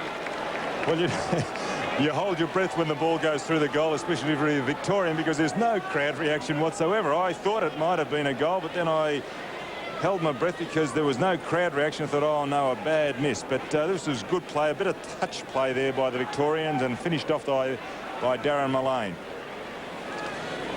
Very much a game about the centre square at the present time. Who gets it outscores? 5-6, 4-4. Victoria back in front. Williams. This ball high in the air. Danaher goes in with courage. Fisted away by Christian. Taken by Morwood. Silvani's got it now at centre half back. Out wide, and the mark is taken by Gavin Brown. Thought he was playing on. He was gone too. Umpire Vernon thought not. Brown Gets it across to the run of Silvani. Silvani from centre wing down towards half forward. Hardy needs to go back. Could have perhaps marked it. Danaher knocked it away. Picked up by Williams to Mullane. Mullane right on the boundary line. Pulls it back. Henwood works his way to the front and takes a good defensive mark down there in the back pocket. Shifted from centre half forward midway through the opening term. Wayne Henwood gets it across to Worsfold. Worsfold, good earnest chase there from Steins. Kicks it towards the outer side. Off Mainwaring, diving after it with Spalding, socket forward by Mainwaring, pursued out there by Murphy. Another socket carries the ball down towards half forward. Could have almost been a free kick to Lovett. Mainwaring is still going. He's pushed the ball almost down to the 50-metre line, and he's going to be free kick. Great effort. So Chris Mainwaring from 55 metres goes in towards the square. Ishenko giving a nudge. Mitchell waits down. He's the danger man. He snaps a goal. He puts it through. Tonight on A Country Practice, the fears and hopes of a child with cancer. I mean, talk about cancer like it's some minor inconvenience. How they cope with their illness will surprise you. He wants to make a will. How they face their own death will unnerve you. To my sister Karen, I leave my monopoly, but she has to stop cheating. A powerful episode as two young friends discuss life, death and hope. To my mum and dad, I leave all my love. I'm sorry they've had such a hard time. A Country Practice, 7:30 tonight on 7. It's goal for goal at the moment here at Subiaco. From the centre bounce, it's Waitman who soccers it off the ground down towards Mitchell. The running Larkin goes wide to Healy. Healy can go over the top again. Here's danger for West Australia. Back to Healy. Beautiful play, and a goal is the result. That's as good a goal as you would see. What a... Clever play by Dunstall. Oh, but this is a terrific game of football. I'm thoroughly enjoying it. And not too often you can say that about interstate games because they're usually wishy-washy affairs, but this is tremendous. What? Mifka comes off the bench and going off is Alan Johnson. You see here on replay, Healy nearly had his head taken off, but oh, wow, did Henwood come through. State games are normally wishy-washy. SAV, the VFL, some of those games on this ground. And this is right up there with the best of them, I admit that. This is a terrific game. Okay. Best one I've seen for years. 6-6-5-4. It's the end of that debate. Brown an opportunity. Cracker feeds it out. Blackwell's got the run of it. Blackwell on centre wing to Christian. Christian in deep trouble. Mifka's on for the kick towards the wing. Eventually he gets it to Buckenara instead. Mifka still running down the outskirts, but Buckenara centres this one. And the mark is taken by Phil Cracker. Phil Cracker in the true centre-half forward position. Goes long down towards full forward. Victoria with the numbers down there. Up in front, Madden takes the timely defensive mark under no real duress. To Buse. Deep in the back pocket, Buse draws a man, gets it over the top. Mullane. Good pressure applied by Cracker. This is Morwood. Measures the hand pass. Gathered just inside the boundary line by Silvani, who was then very undecided. Educated kick, Dennis. Well, it went out on the full, but it came off the man who jumped at him. That was Cracker, I think, or so said the boundary umpire as the VFL interchange players warm up. Interesting selection. Mifta coming off. He can't get a game in the West Coast Eagles, but can represent the state. Bairstow sending Western Australia forward once again, but a mighty fist, an intelligent play by Sean White, pushes it wide. Silvani chasing, under pressure from Starcevic. Silvani pushes towards the boundary line. Mainwaring sees it over, and will have a throw in on that outer side. Another fight. Grandstand wing this time. Madden and Ishenko. Those two have had a few in-depth chats, haven't they? They have. From the throw-in. A chance for Victoria to get it clear. They do so through Lovett, who goes with a long kick up towards centre wing. Larkin playing from behind on that occasion, and it's Wilson who takes the mark. Scoots off. Gets clear, goes wide, and puts it onto the chest of Mainwaring. He's having a good quarter as he goes long up towards over the 50-metre line once again. Fisted down. Who's playing in front? Tackle could be too high. No, the umpire says play on, and Buse will get Victoria out of trouble. Dashing his way through centre. He goes short, finding Danaher. Plays on. Dunstall, great play. Was great play. Good skill. So Jason Dunstall kicking from 45 metres. Certainly not an acute angle. The way he's been popping them through this year, this should not be a major problem. Jason Dunstall The drop punt is on its way. Happens every time you give them a rap. They don't do the right thing. One behind. Victoria should look at making a change in their ruck position. Madden going off for a spell and bringing on O'Dwyer because Scott's starting to jump a little bit higher than Madden in the centre bounces. Lockyer kicks in. Ashenko goes up, takes the mark. Wiggins falls on top of him, but Ashenko has this ball at half-back. But Blackwell produces a fumble. Now Blackwell's in real trouble. Larkin crashed into him and Blackwell's hurt. Why is that a free kick? Well, he made contact up near the head, but of course the player was down on all fours. One player was down. These umpires, they just don't realise in some instances. It was an untidy handball, and now Blackwell's in real trouble. I don't think he'll be taking a free kick. Let's have a look at it again, Don. Well, it's good play there by Blackwell, and that is one time when you really, and a footballer does fear that instant because you are very susceptible, as Blackwell was then. You're just about to pick up the ball and you're open just as you come up with that ball, and Blackwell did the right thing, kept as low as he could to avoid what was going to happen, but unfortunately he just did not get away. But his eyes are open, so he looks as if he could be all right. So Alan Johnson's spell on the bench is going to be short-lived. Yes. See here from another angle how Blackwell keeping himself down. They are the most frightening injuries in any sport, whether it be football or gridiron, or we only hope that Wayne Blackwell's okay. And it looks as though Victoria are going to be making a change too. Larkin, in fact, is going to come off the ground. Actually, he's limping, Sandy, so obviously that did hurt him when he did make contact. He's probably corked his thigh. And Brian Wilson is coming on for Victoria. Belatedly. So very bad luck for Western Australia and Wayne Blackwell. And Johnson trots back onto the ground, beckoned on by the Eagles runner, John Hayes. And Henwood will take this kick from centre half back. Wayne Blackwell comes off the ground. And as I say, we hope everything's okay. Always disappointing for the club sides as well to see their star players in Cracker's situation earlier be on report or get injured. As Henwood kicks towards half forward. Silvani, the leaper, knocks it wide. This is Mitchell. His pace has been tremendous on the forward line, and again he walks away from the opposition. Centering kick, great mark is taken by Morwood. On centre wing to put Victoria into attack. He's going to give Wilson his first touch.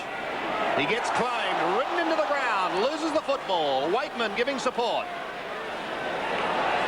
Does it well. He needs help. Back to Morwood. They're in trouble. Healy, Mitchell, caught. Loses it. Hardy. Great tackling. Yes. So the West out of strife momentarily, going back towards centre wing. Brown and Mitchell having a great contest. Morwood pushing it wide for Wilson. He's claimed, but he goes over the top of Johnson to keep it in play. Buckenara comes in, goes to ground, and the ball eventually finishes with Views. Onto the left foot, towards the 50-metre line. Sim Steins comes crashing over the top and takes a fine mark. Spring Hill Jack. Special comments from Don Scott. And clapping. So Steins will kick from 55 metres. He's enjoying his state of origin football. Deep into the square. No mark taken. Ruishenko. And Lockyer sees it over the line for one behind, and Don almost had a connection. Well, I came here the first State of Origin game and we were defeated. I tell you, it is one of the worst experiences in my football life, so I hate seeing the Victorians done over here. Unbiased Don Scott. Ball goes towards the outer side. A good mark is taken by Spalding. Mainwaring was the kicker. Spalding goes to Hardy. 6-8-5-4. Hardy, too far out to score. He's going for distance nevertheless. Spiral punt down towards the kickoff line. Off hands, forward, an opportunity for Madden. Controls it well, gets it to Waitman at close quarters. Across it comes to Morwood. Murphy's breaking for him. That's the direction the kick takes. Murphy takes the mark. Very well played by Mainwaring, because Murphy was sensing he could have been off there. Back it comes to Morwood, to Murphy. Gets around Cracker with ease. The high kick. towards centre wing. Danaher's up in front. Roving the pack is Waitman brilliantly to Williams. Williams with Wilson outside. Wilson paddling the ball across his own half-forward line. Well played, brilliantly done. Gets the ball across to support. Going goalward Mitchell, and Mitchell's put it through. Marvellous goal. Kel Nagel, Peter Thompson, the world's #1 Greg Norman, and the Australian Television Network. These Australians all have something in common. They've all won the world's premier golf event, the British Open.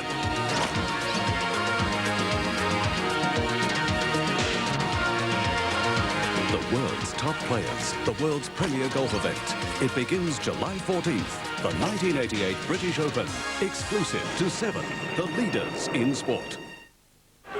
So we have a 16-point margin favouring Victoria. The bounce is not a good one in the middle. Madden gets a hand to it. It goes to Waitman, then Morwood and Silvani. Back to the middle and Mullane. Even wider, Williams.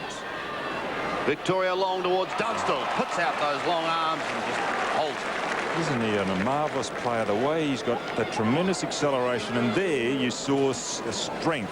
Now Lockyer is a big man, and Dunstall in front just stuck his bottom out at the crucial time and warded his opponent away from the ball. So this for his first goal, Jason Dunstall. The drop punt is on its way. He pushed the last one and he's done the same thing again. So 2 behinds for Jason Dunstall. 34 plays 51, John Dorotich. And the West Australian bench looking on as Johnson marks at half back. Swings it back in towards the centre. Hardy is the target. Hardy he finds. Brad Hardy out towards centre wing. There's another fight on. The two Wilsons, like a Beach Boys reunion. Away comes Worsfold. He goes in short. Starcevic drops the mark, finds it on the ground, gets it across to Worsfold again. He's in trouble. Mifka's got it. Hand pass knocked down. White coming away up towards centre wing. Hardy comes in solidly on him. Wilson with the run of the ball. Out of bounds, will be thrown in. 7-9 to 5-4. Approaching 20 minutes gone in this turn. I wonder whether Hardy's now playing up on the ball and Johnson has gone down in the back pocket.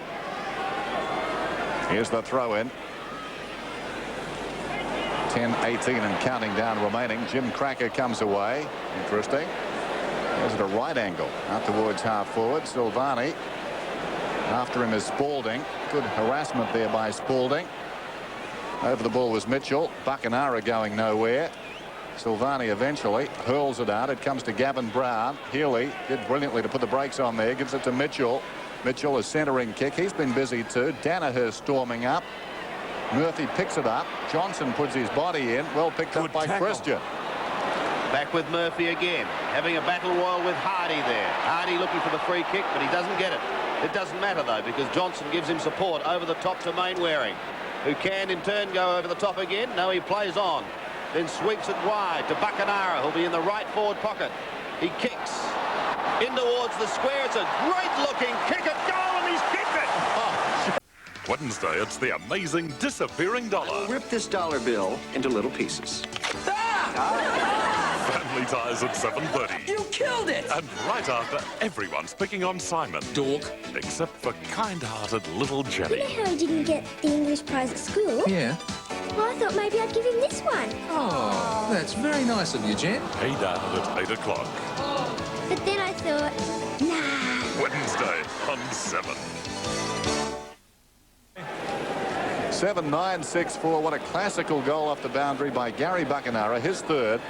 WA trail by 11 points now. Gavin Brown alongside the centre circle towards half forward. All Western Australia there. Mark is taken by Christian. He plays on. Comes out wide towards Mifka. Mifka, the representative from the WAFL. Cuts infield. Centering kick intended for Scott. He's got the ball to Wilson. Wilson running towards centre half forward. Long kick down towards full forward. Ashenko is down there. Knocked away well by White. Taken by Buse. This is Lovett. Lovett goes towards the outer side and finds Murphy. Murphy under pressure on the half-back line. Victoria leading now by just 11 points. Murphy's kick going in towards the centre. Danaher was the target. He couldn't take the mark. Mullane tapped it wide. He was looking for Healy, but Mitchell is going to intercept there. Has support from Bairstow. His kick again up towards Bacanara on the 50-metre line. Buse does well to affect the spoil. And again, it's Murphy who bursts clear. Gives it across to Madden. Madden another one to Mitchell. Mitchell from the middle going towards Waitman at half forward. He's got the running player wide in Mullane. Onto the left foot he goes. Down towards Dunstall and Steins. But it beats them all over the line in Victoria's left forward pocket. So a great game of football. And Victoria holding an 11-point margin.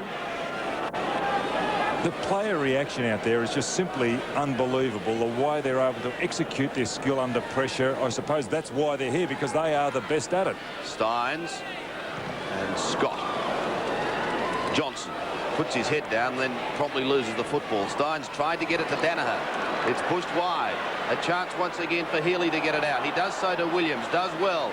A sweeping hand pass to Mitchell. If he gets clear, he'll have a shot at goal. Onto the left foot he goes, and he wobbles it into the square. Steins has the ball fisted down, but straight to Danaher. Terry Danaher's snap at goal is wide and out of bounds on the foot. Now, hang on. We'll have Western Australia getting it out of strife. Short. And the mark is taken by Scott, who then tumbles a punt towards Bacanara, who goes to ground. Hit very solidly there by Madden. Hand pass comes from Morwood to Healy, who runs inside 50. Long kick towards goal. Henwood gets back. What's the decision? It's a goal. He touched it over the goal line. Yes, and they're coming into the S's now. There's Ralph Price really hanging into it, looking for the line. Oh, wait a minute. Oh, no, he's lost it. Oh, he's out of the race. If only he'd stuck with Dunlop. While some people putt around with car rentals, Budget has a real sports offer. This month, for only $70 a day, you can rent any one of our exciting sports cars. Exus, Alika, MR2, and more. So be game. Give us a call. The goal umpire in perfect position on the line. Mainwaring gives it to Scott, who goes out wide. Taken by Mitchell. 8-9-6-4. Victoria lead. Mitchell towards the pocket. Wide up again like a jumping jack. Behind the pack, Langford tracks it towards the boundary line. Can't rake it in. So we'll have a boundary throw in alongside the behind post. Surely they can't keep at this pace all day. Something's got to give, doesn't it? Yeah. Because these players are playing at a tremendous rate. Sensational. 17 points the margin. Western Australia needing a couple of goals before the long break. Morwood, short kick down towards Murphy. Traps it beautifully, then gets it clear to Mullane. Can he keep it in play? He can. Comes inboard with a beautiful hand pass. It's Waitman who sweeps one to Danaher in the middle. The execution there was absolutely superb, wasn't it? It's amazing stuff, isn't it? Danaher short. Look. Dunstall again. Just the skill. From 50 metres, Jason Dunstall still looking for his first. This time decides on a torp, and it's a booming punt kick, but off target and one behind. Well, that's 3 behinds for Jason Dunstall.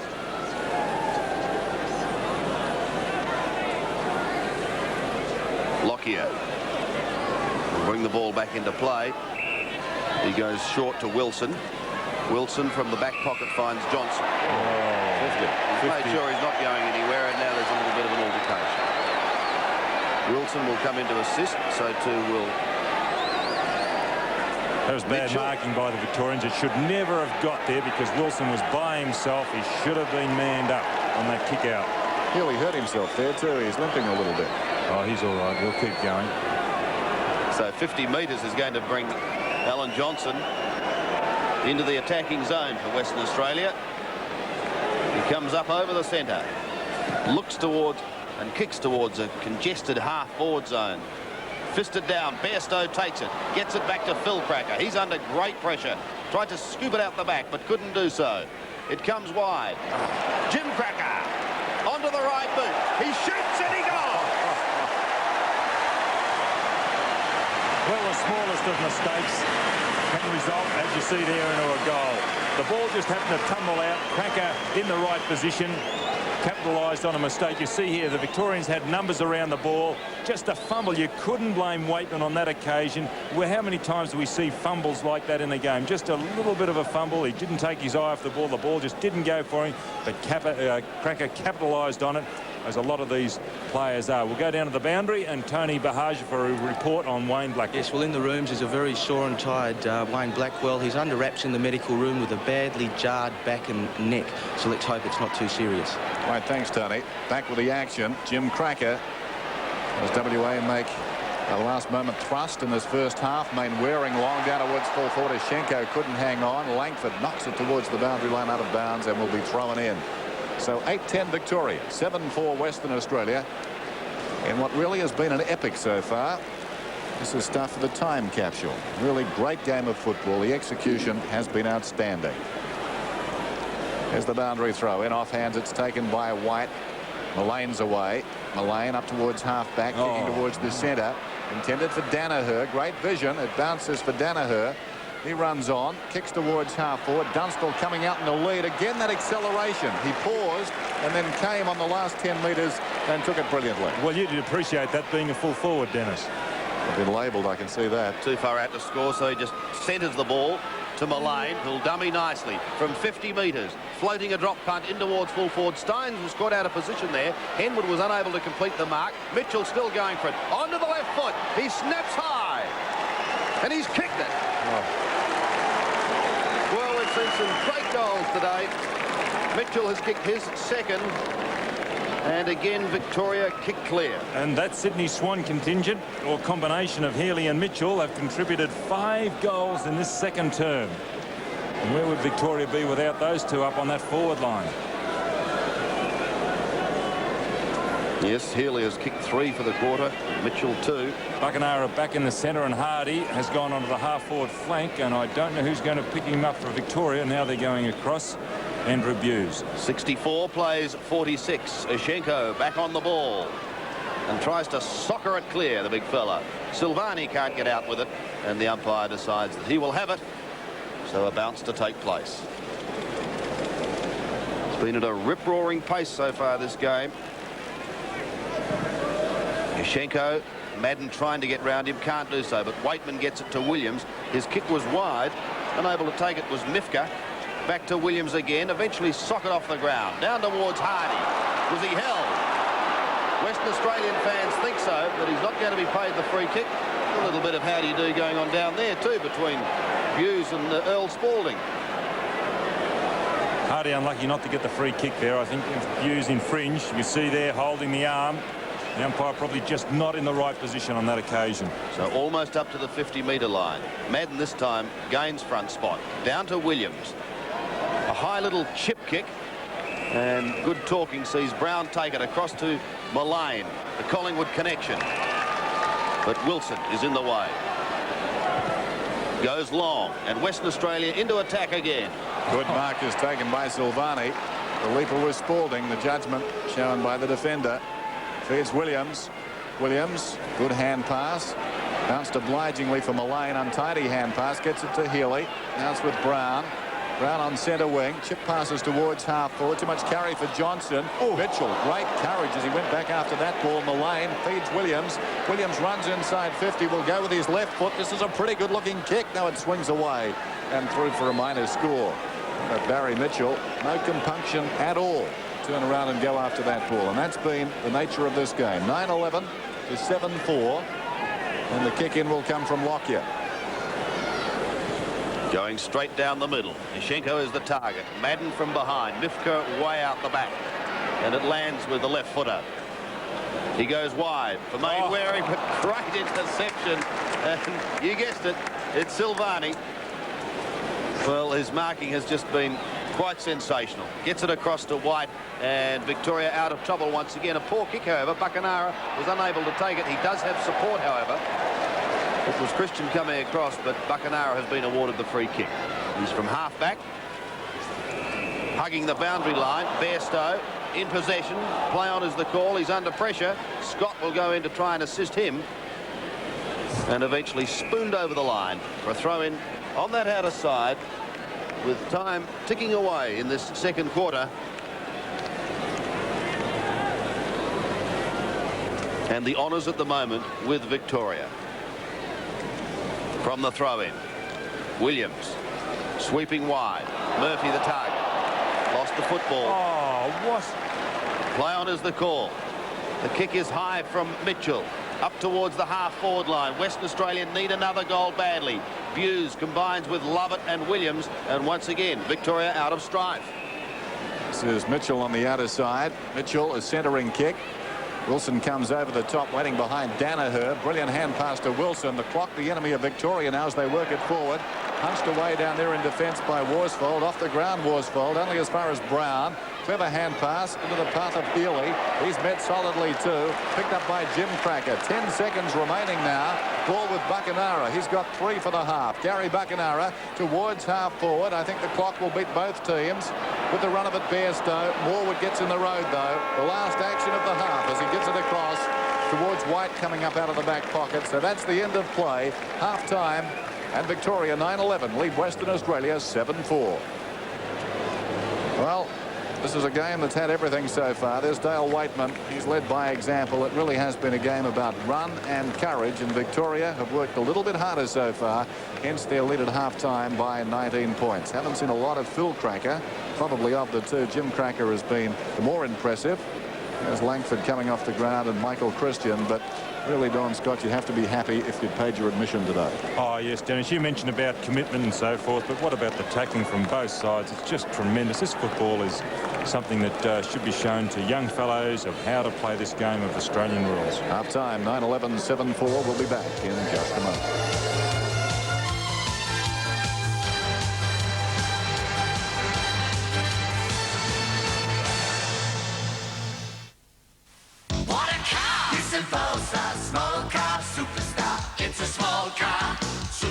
Superstar. 1.8, going great. 4-wheel discs, nothing miss. Breakthrough style and marching styling. Power steering, pitch and shearing. What a car! Nissan Pulsar, small car superstar. Nissan know-how, building the right cars for Australia. Sand in a funnel, supported by strings, a little push. A pattern appears, a balance of natural forces and energies. So, too, Cadbury Dairy Milk Chocolate has natural goodness with the glass and a half of full cream dairy milk in every 200-gram block. Cadbury Dairy Milk Chocolate embraces substantial nourishment, enjoyment, and that great Cadbury taste. So when you think of chocolate, think of Cadbury. So, 2 years overseas, and he thinks he can tell us how to run things. It's all right. I fixed things. He's traveling overnight. And he won't have had time to incorporate those new figures I sent him in his report. He'll be tired. I've arranged for the chauffeur to bring him straight here.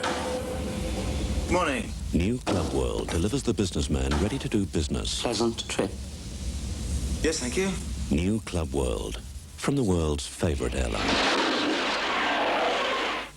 Hungry Jack is making bacon. You know my heart is aching. No better taste than bacon in this whole wide world. Can't get enough of that bacon. I want a Whopper with bacon. Yeah, this man loves the bacon. Give me that bacon, girl. Try your Whopper with bacon. This is the Hungry Jack's way. They got a new taste treat. They got a Whopper with bacon. Oh, yeah. Rather than count the hundreds of one-only bargains in all Scott Berkowitz stores, we're having a stock take-it-away sale. Take it away! Save on these Noblet dining settings. Take it away! Save on our huge range of leather lounges. Take it away! More dining settings, wall units, and occasional pieces for every room. Take it away! Hurry in for quality Moran furniture at sale prices and hundreds of one-only specials during the Scott Berkowitz stock take-it-away sale. Take it away!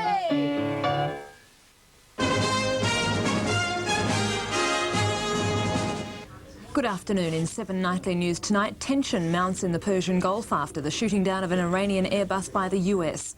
Melbourne's transport strike drags on with no relief until at least Thursday, and Victoria's first liver transplant patient speaks for the first time since his operation. The full story tonight at 6:30.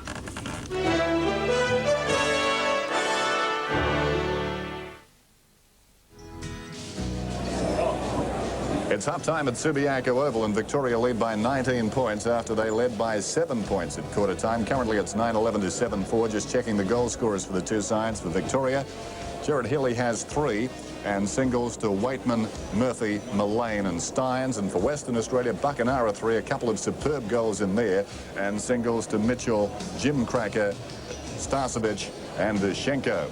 This week, the Australian Television Network presents another big week of top sporting action. At 6 o'clock on Saturday night replay, the Demons take on the Sydney Swans and the Saints battle the Blues. Next Sunday, there's live football all afternoon, starting at 1 o'clock with the clash between the Brisbane Bears and Hawthorn. And then we cross to Subiaco Oval for the battle between the West Coast Eagles and Geelong. And then at 10:45, the action continues with a replay of the North Melbourne Essendon clash. Now, that's the best in sporting action, and we also have the best in movie entertainment. 8:30 tomorrow night, Rough Cut, starring Burt Reynolds and David Niven. Well, I guess it's fair to say being a state selector is a tough job. We saw the West Australian state selectors earlier. One thing you can rely upon as a state selector is after you've done your job, you will be second-guessed. Let's take a look at how this Victorian side was built.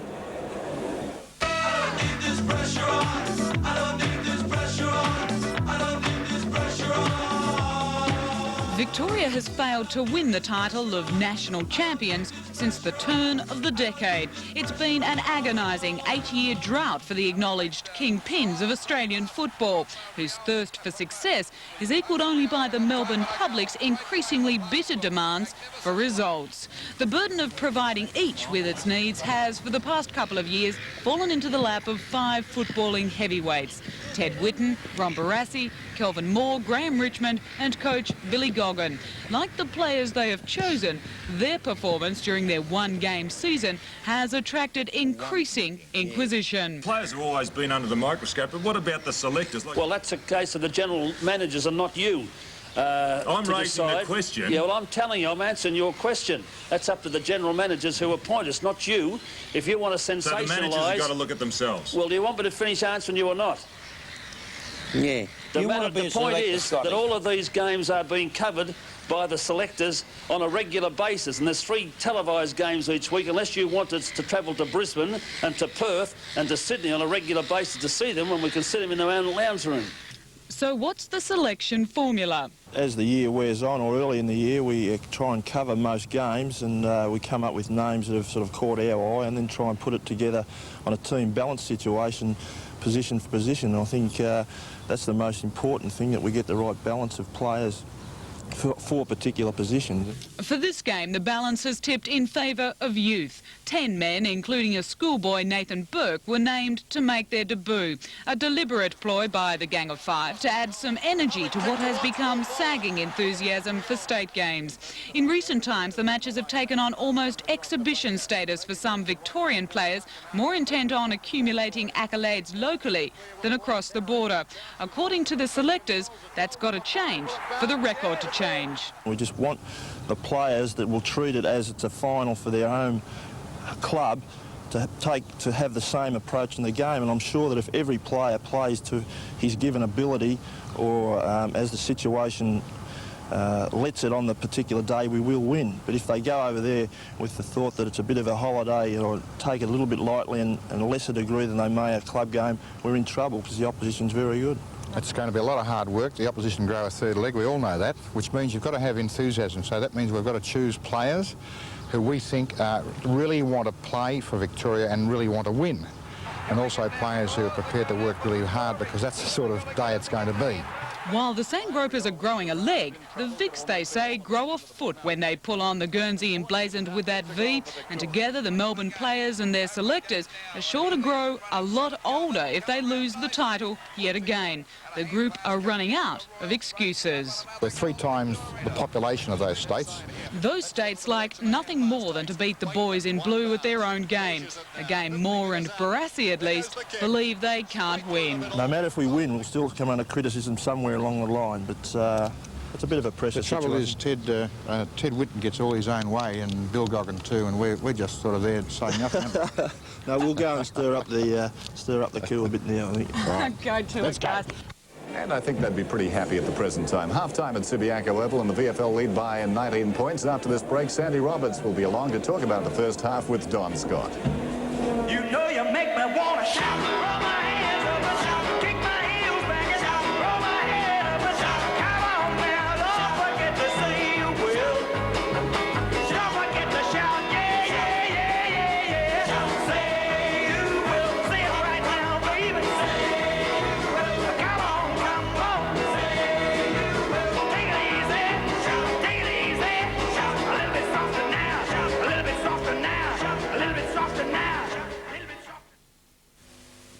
Pardon, Mr. Guest, but his prices on bedding have sagged. Save up to $200 on Sealy Posturepedic beds. Prices start from $379, the lowest of the year. And if you buy this 4-piece bedroom suite in Australian oak, Mr. Guest will throw in this Sealy queen-size bed. Free.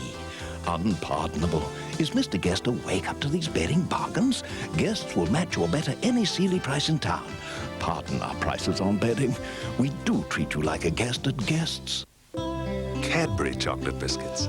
They're delicious chocolate biscuits, covered in real Cadbury chocolate. It's Cadbury. A range that includes new Nutty Pops with centers of caramel toffee and peanuts, cream-filled wafers, and delicious dairy milk chocolate. Real chocolate. That's real chocolate. It's Cadbury. Cadbury chocolate biscuits. The best chocolate biscuits because they're covered with the best chocolate.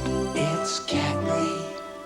After waiting for 200 years, we're very proud to announce the arrival of the Breville Bicentennial Birthday Sale. How proud? Well, we're reducing the price of some of our most popular products, like the Cyclonic Whiz, Hot Sticks, the Aroma Art, Coffee Maker, Brawn Shavers, and the Snack and Sandwich Maker. For full details, see our birthday sale press ad and read about your chance of being Breville's special guest at this year's Melbourne Cup. But be quick, our tricentennial sale is light years away. Whatever shape your dog is, with Meaty Bites he's in good shape. With Meaty Bites he's in good shape. For 5-way nourishment, Meaty Bites with added marrowbone delivers calcium, vitamins, cereals, polyunsaturates and meat protein for a balanced diet. So whatever shape your dog is, with Meaty Bites he's in good shape. Meaty Bites with marrowbone keeps your dog in good shape 5 ways. Short skirts are back. Are they? You know, you used to look great in a Mini. Did I? Light, crisp, Special K. Low in fat, high in protein, with no cholesterol. Yeah, honey. Bye, darling. The well-balanced breakfast that keeps you in shape. When did you get that? I bought it yesterday. By the way, I think your cup's full. Special K keeps you looking good. She's back. The orphan girl whose adventures thrilled millions around the world. Friday and Saturday night, 7 brings you Anne of Green Gables, the sequel. Oh, I've missed you. You'll laugh at her first day at a snooty girls' school. Thrill to her romances. I've loved you as long as I can remember. Her wealthy suitors. I won't lose you, Anne Shirley. Her battles with Rachel. The marvellous sequel over 2 great nights. Friday and Saturday on 7. Victoria led by 7 points at quarter time. They have stretched that to 19 points. And I must say, Don, it's fascinating sitting between you and Dennis Cometti throughout this match. Well, you can be the umpire being the South Australian. Being bumped and bruised from one side to the other, but what a great game we've seen so far. It is just terrific stuff. It's not too often that I come to a game and, get a little bit carried away. You become a little bit blasé after a while, but to sit back and just watch the way that those fellows on both sides can execute the skills so quickly under pressure, it's just amazing. And I mentioned through the commentary in that second quarter, just the fumble by Dale Waitman. You couldn't blame him for the fumble, but the way Cracker went in and capitalised on that mistake, it's just terrific stuff. It's real inspiring stuff. The other good thing about it is that players are really fair dinkum, and you use an old Australian term there. And in the past, you get a lot of fellows who perhaps are thoroughbreds. Again, coining a horse term, you get the thoroughbred who can do whatever he wishes to do in club football, but you get him into a game like this where there's a little bit of pressure and you need to combine a little bit of crossbred, something a little bit grit and determination. Well, congratulations to the Victorian selectors at this stage till half-time. They've got the right combination. Let's hope they can go on the second half. Don Healy kicked 3 in the second term. Barry Mitchell was busy around the packs too. We see him here. He finished with 2. But where is Western Australia falling down? Well, Mitchell's busy up around the forward line. I'll correct you there. They need something up around the packs. Where I suppose the West are falling around is on that back line. Victoria are very strong up back, right across that full back line, half back line. Silvani, Wright, Langford. But I suppose you could say the West are falling down up there. They've got no one really to kick goals, and what they've done, Bacanara has kicked 2. Very fluky type goals, but he is that type of player. You couldn't call them flukes, I suppose, as far as Bacanara is concerned. Maybe their back line needs to tighten up a little bit because Victoria are coming through there. But on the credit side, when they get their game going, they're very, very dangerous around midfield, the West, and the Victorians cannot afford at any stage to relax. They've got to keep applying themselves because they'll be cut to pieces, as Mitchell has done on a couple of times. All you've got to do is let Michael Mitchell today have a sniff of the ball and he'll cut you to ribbons. Well, the pace has been red hot from the opening bounce. The big question is, who is going to crack? Well, this is the beauty of the game, and this is why we'll stay here to the second half to see who does actually crack, because Victoria are in front at the moment, but I wouldn't say that lead is a convincing lead this way, because the way these teams play, anything could happen. Yes, well, the scene is set for a great second half of football, and it may be interesting too to have a look at some of the stats now to half-time.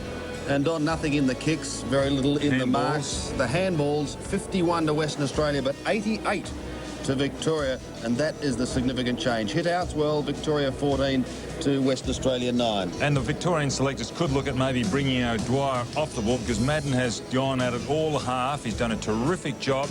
But with the two, Oshenko and Scott, I think he needs a little bit of a hand. We shall see if the selectors are going to listen to you when we return, right after this break.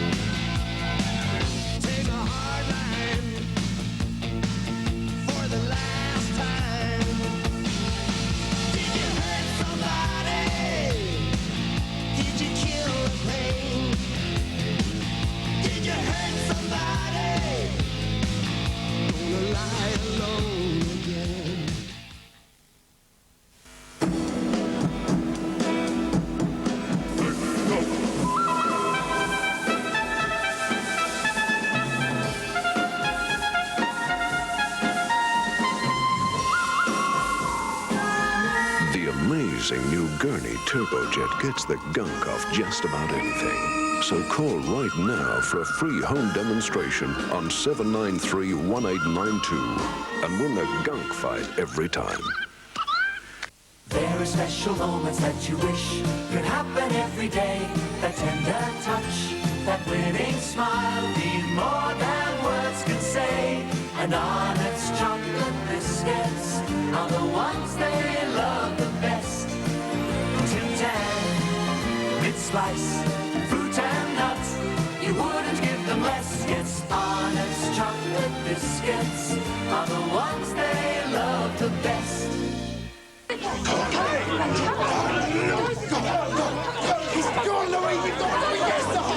A bet's a bet. You lose, you shave. Wilkinson Sword Retractor Shavers don't just give you smoother shaves. They now give you the chance to win a share of $20,000 in instant cash prizes. $1,000? Retractor Cash Match. It's another winner from Wilkinson Sword. Nice out, boys. It's the biggest breakthrough since the video age began. Sharp digital effects video. Now, while you watch a videotape, you can watch TV at the same time or check every TV channel in an instant. You can strobe the action or freeze it, not only on video, but even on live telecasts. Digital effects video. It's the breakthrough you've been waiting for from Sharp. Question. What's the most versatile thing in your kitchen, apart from you? Answer. Chicken. Light, inexpensive and tasty, if you use Masterfoods Chicken Essentials. Chicken seasonings expertly blended by Masterfoods. Mediterranean seasoning adds zest to grilled chicken. Rich chicken seasoning for roasts. Lemongrass and chilli for spicy chicken casseroles. They stop your family liking chicken. Now they'll love it. Get the Chicken Essentials from Masterfoods, the Taste Master. In Home and Away, This could be your big break, Carly. all that glitters isn't gold. You didn't say anything about that? Read the fine print. The sweet scent of stardom turns sour. Well, I hope you've learnt something, that's all, because he's been one jump ahead of you all the way, hasn't he? An attempt to forgive and forget. It really hurts. Hurts? But it can never make up for Frank's feelings of humiliation and betrayal. Don't talk to me about feeling hurt, Roo. Just don't. Home and Away, tomorrow at 6 on 7.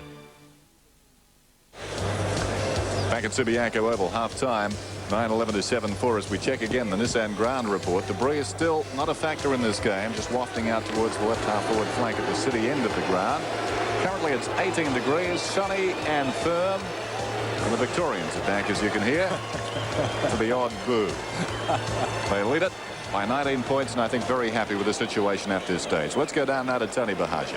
Yes, thanks, Dennis. Well, while Billy Goggin is happy to have 2 winning forwards, he believes they're not getting it out of the centre quick enough or often enough. He wants the forward line left open to be given them opportunities, while Mal Brown is concerned that they're not direct enough. He wants them 1 handball, 1 kick, be more direct and a lot more run from his players.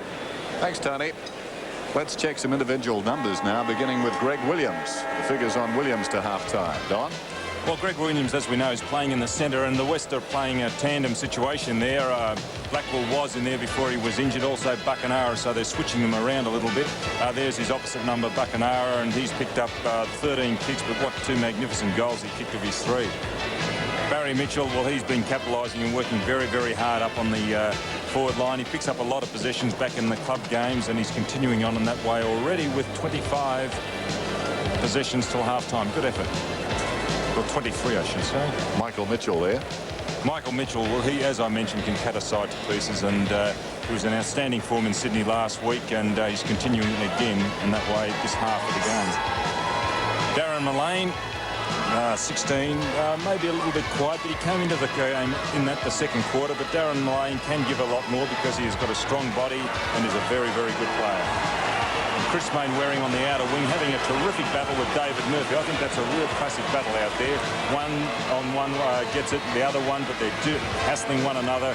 And what a terrific contest we're seeing by the 2 wingmen. So WA back on the ground now. This will be interesting to see which of the 2 sides can pick up the tempo best. That tempo towards half-time was simply outstanding. We said it many times, but the execution of players of both sides was simply superb. Playing with players they're not familiar with in some cases, and everything was instinctive, just running the ball to both ends of the ground. One error, and it was penalised. We saw that with Jimmy Cracker late in that second quarter. So let's see what happens to open this term. And interestingly enough, as Don Scott suggested during our half-time break, Simon Madden, perhaps a spell for a while, and Steve O'Dwyer coming onto the ground to replace him. Maybe there's a hotline to our commentary box, do you think? Ted obviously said, I think at about half-time we'll bring Madden off and give O'Dwyer a run. Of course he said that. That's why he's out there. You're stating the obvious. But to you I'm talking about. And you're saying there, lauding yourself, saying, I would do this. No, you're right into this team. Don't worry about that. And it's showing this afternoon. I don't know where your bias lies either, to tell you the truth. There's not much support there for the WA. 9-11 to 7-4. The Victorians are in position, and the West Australians taking some time. 7 points was the margin at quarter time. Both sides have squandered some opportunities. There's a man who's defended very well today, Sean White, and I think Don made the point about Jim Stynes and Sean White. It is quite remarkable what those 2 men have done. Even more so in Stynes' case, because he's been here a shorter time than White, but it's a credit to both of them the way they are playing. White on screen there. Interesting with Sean White, a little bit of a sidelight. He can never front up to Melbourne's training on a Monday night because he's always injured. You know, he throws himself in with such ferocity. But here he is out here. And I suppose his teammates back in Melbourne will be laughing at Sean out there, playing his heart out. But he's doing a terrific job for his side today.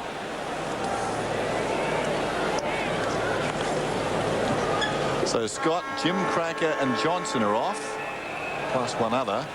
Of course, that's Blackwell, who was injured. The start of the second half then at Subiaco Oval. Ashenko beats O'Dwyer. Pike overruns the ball. So Pike is getting a chance in the big time now too. Morwood picks up the ball. And battle after it in there. Eventually it's scrambled forward by Brown. Only as far as Bairstow. And Bairstow alongside the centre circle wants to play on. Gets it across to Spalding, and eventually they work it forward. In fact, it was Worsfold who took that mark and then got himself into all sorts of trouble. Here's Dorotic on the forward line. Lovett grabs it for Victoria and brings it away. Lovett's clearing kick is good. Finds Barry Mitchell. 2 goals in the second quarter. He goes wider to Gavin Brown, sending Victoria forward. It's a wobbly old kick, however. Bounces almost down to the 50-metre line before Wilson gets boot to ball, and Sockers defensively over the line. So a throw in on the outer side. 65 plays 46 in Victoria's favour. Can they go on with it? Can Western Australia peg them back? Larkin under pressure to Waitman. A hurried kick down towards Dunstall. Fisted clear. He tries to soccer it wide. Does so cleverly. That was Danaher getting it across to Williams. A lunging dive by Hardy, but the ball escapes him and goes over the line for one behind. 66 plays 46. 20 points the margin. Lockyer to the outer side. Mark is not going to be paid. Here's a chance for Mullane from 35 metres out. Can he kick a goal? He shoots, but he's wide, and the ironical cheers go up. You see there Dale Waitman remonstrating in the centre. That was bad play by Mullane, because what's the point of trying to have a go from goal there? Because the face of the goal is much narrower. If you can bring it back into the centre, at least you open up the face, and Waitman was in position then. Lockyer driving around the outer side. Dwyer and Ashenko. Falls to Larkin, who gets it across to Waitman. Waitman from 40 metres. Not a bad effort. What's he done with it? It's a goal. The phone bill? I thought you were going to pay that out of your cheque account. Well, there's no money left in it. Well, use the other one. I can't touch that for about another month. But it's your money, Ralph. Yes, but then the interest Yeah, rate... but it's still your money. When the state bank launched the state banking system, it put 400,000 Victorians back in control of their money. Well, let's pull some out of your interest-bearing deposit. If you're still out of control, come and see us. You got to wait 90 days for that one. So what were you saying about your money? 72 plays 46. Victoria lead. Good start to the term for them. Ashenko opposed to O'Dwyer. Pike again at the base of the pack, going nowhere. Worsfold gets the hand pass out wide. It's taken by Mifka. Mifka in trouble. Too nimble for O'Dwyer, though. He boots it down towards half forward. Well done by Buse. Gathered the ball on the half volley brilliantly to Waitman. Support given there by Brown. Back to Waitman. Over the top he goes. O'Dwyer to Williams. Williams ample time. Measures the hand pass to Larkin. Larkin long down towards the forward pocket. On the lead down there, it's Madden close to the boundary line. He can't hang on. Out of bounds. And the ball will be thrown in. So a throw in the right forward pocket. Victoria in attack. Steins dropping in to do the ruck work. With him, Ashenko. Steins front spot, tried to tap it towards Healy. He rides Hardy into the ground. The umpire says he was pushed illegally, so he'll be free kick from the back pocket. Brad Hardy looking to play on quickly. A hand pass right across the face of goal to Worsfold, and the ball is going to be brought back.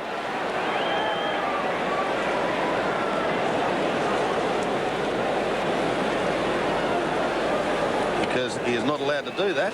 So naturally enough, a bounce to take place. Umpire Rowan Saws and Vernon in charge of today's proceedings. Wilson towards the line, can't get there in time, and so another throw in to take place.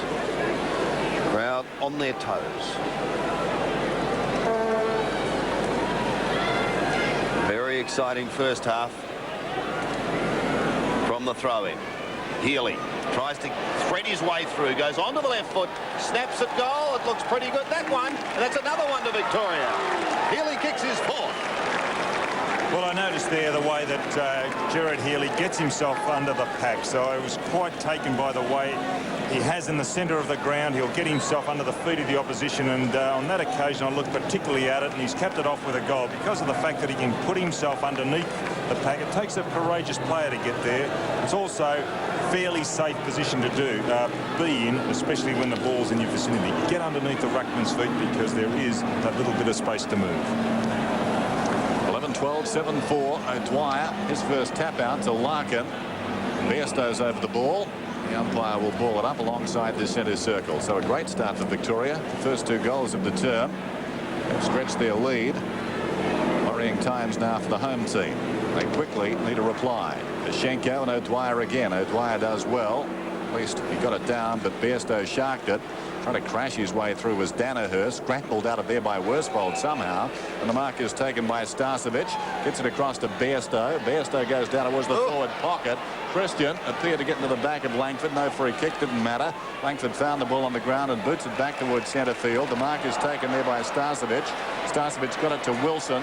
Awkward one for Mainwaring. He's still over the ball, Mainwaring. Could have almost been pushed in the back by Larkin. Mitchell. Wilson took his eye off the ball, and as a result, Victoria have got the run of it. Larkin, it's a little ambitious, but plenty of time to Murphy. Murphy runs to centre wing. High kick, inside 50. Stein storming up. Courageous effort to mark by McKenna. Williams falls on the ball. Williams doing very well on his knees, but could give it to nobody. McKenna, upended was Worsfold. Opportunity now for Cracker. That's Jim Cracker. Gets the hand pass inside, and Bairstow has it again towards half forward. Bairstow's kick going up towards half forward. Big Steve O'Dwyer lumbers clear, but his hand pass is partly smothered. Taken by Pike, looking for Mitchell. Mitchell under pressure. Gets it back to Wilson. Wilson wide into the pocket. Christian making good ground, and he takes them up. Got Dorotich in the square. So too Buchanara, but he'll have a shot kicking from perhaps 43, 44 metres. On a pretty tight angle, but it's a good-looking kick, a beautiful kick, and he's gone. Nissan Skyline Silhouette, Australia's car of the year in its most dynamic form. The very latest street edition is waiting for you. That's Nissan know-how. And so, with just 5 laps to go, he's certainly in a commanding position. Hang on! Oh! No! Oh! Dear! Oh! Dear! Oh! Oh! If only he'd stuck with Dunlop. A much-needed goal by West Australia, and Christian will keep them in touch from the centre bounce once again. It's wide with Wilson charging towards the line. I don't think he'll get there in time, and we'll see a throw in at centre wing. 52 plays 78. So they need a couple more, West Australia, if they're to stay in touch. Ishenko and the very enthusiastic O'Dwyer wins it to Larkin onto the left foot, hooking it round, but Hardy has his name written all over it, takes it on the chest. Could send it to Worsfold if he wants to. In fact, that is what he'll do. He's at half-back. Going short again. They're going nowhere fast. Starcevic still on the defensive side of centre. Looks towards half forward. The pack sets themselves. No mark is taken. Lovett was there trying to do the spoiling work. Mitchell picks up a kick. Over the head of Silvani it goes. Larkin tried to get it back towards Silvani. He did well, Larkin. Recovers now. He's got to chase Mainwaring.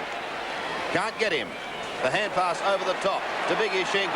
Back to Mainwaring. Shepherd's out Waitman to allow his smaller player to get the kick. Waiting down was Cracker. Couldn't take the mark. Good dashing play by White. Finds his captain Waitman, and he's got Mullane running wide. Mullane from centre wing goes out wide. Dunstall in close attendance there is Lockyer, and Lockyer does well with his body. Virtually corralling the ball out towards the rightful forward pocket for Victoria and watching it out of bounds. Sean White's got amazing skill. The way he more or less, as a basketball, it looked like a basketball. The way he brought that ball back to him, running at top speed, he spotted and hit a fellow in the centre. 11-12, 8-4. There's the throw in. Steins flicks it backward of the pack. Upended with Spalding. Well done by Williams. Gets it across to Healy. This could be his 5th. Healy's got it. Sonia Humphrey. She's tough, she's uncompromising, and you can be glad she's on your side. Probe, Saturday at 7. Hinch at 7. You've seen the teen sex special. Next, some famous former teenagers talk about their first time. I wish I'd never had any sexual drive at all, ever, under any circumstances. Just been a, whatever, like a woman. Losing their virginity. Next, Hinch at 7. 12-12 plays 8-4. As we go back to the centre once again, and again it's Mitchell who sends Victoria down towards the half-forward line. Wilson tried to defend but couldn't do so for Western Australia. He does have support, however, as it's pushed back towards Mainwaring. At the second attempt, he flicked past it almost, back in towards the middle. Some heavy body work going on. The path is created, however, for Mainwaring. He goes down towards Mitchell. No mark taken. Hughes paying him close attention. shepherded out Mitchell. This allows Hughes a free run towards centre wing, over the head of Hardy. Mullane can't take the mark. Buckenara is there. Gives it back to Wilson. Wilson down almost to the right half-forward line, spearing one towards Christian in the pocket, but Langford is in front of him. Bairstow over the line. Going to be a free kick, and it will be taken by Bairstow. He'll kick in the right forward pocket, some 47 metres out. Western Australia needing goals and needing them badly. And that's a lovely kick. He's got it. The Western Australians have got some amazing skill. We saw there Christian earlier, and Bairstow, I would have thought maybe he'd get a score. Difficult angle again, as Christian's was. May have helped the umpire make up his mind to give him a free kick, but that was good play just the same. Mark Bairstow, the Geelong Ruck Rover, kicking truly from a very difficult angle. A very good kick. 84 to 58. Play restarts. Dwyer wins it down. Mitchell trying to force it out. Buckenara has the ball between his legs, and the umpire calls for it. Interesting that Barry Mitchell, also a Sydney Swan player, he can get underneath the pack as well, as does Mitchell, Healy. So I suppose that's the reason why they are the leading possession getters in the VFL. There's the bounce. Danaher thumps it out wide. Mifka leads in the race out there. Well played by Mifka, pursued by Brown. He pulls it back, intended for Worsfold. Worsfold should get around the oncoming O'Dwyer and does. Measures the hand pass. Pike. Pike's at left half forward. Will go towards the goal square. Pulls it back. Mitchell is up. Knocked away by Lovett. Well done by Dorotic. Stood his ground. Dorotic 30 metres out. Gets a goal. Sunday on Alf. I'll just have this cinnamon roll. Sorry, we're out. Willie's trying to sell the house, but Fuzzball has other ideas.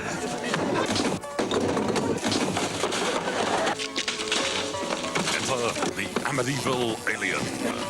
Yeah, was anyone ever murdered here? That's Alf. Not so far. Followed by Valerie. Whoa! I am out of here. From 7:30 Sunday on 7.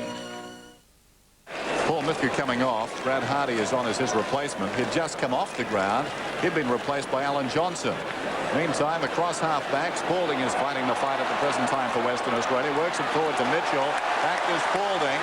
20 points the margin. Spalding goes down towards the pocket. In front is White, and he pushes the ball towards the boundary line. Out of bounds, it will be thrown in. There's Paul Mifka. Can Western Australia continue to come back? 20 points the margin. They're into attack again.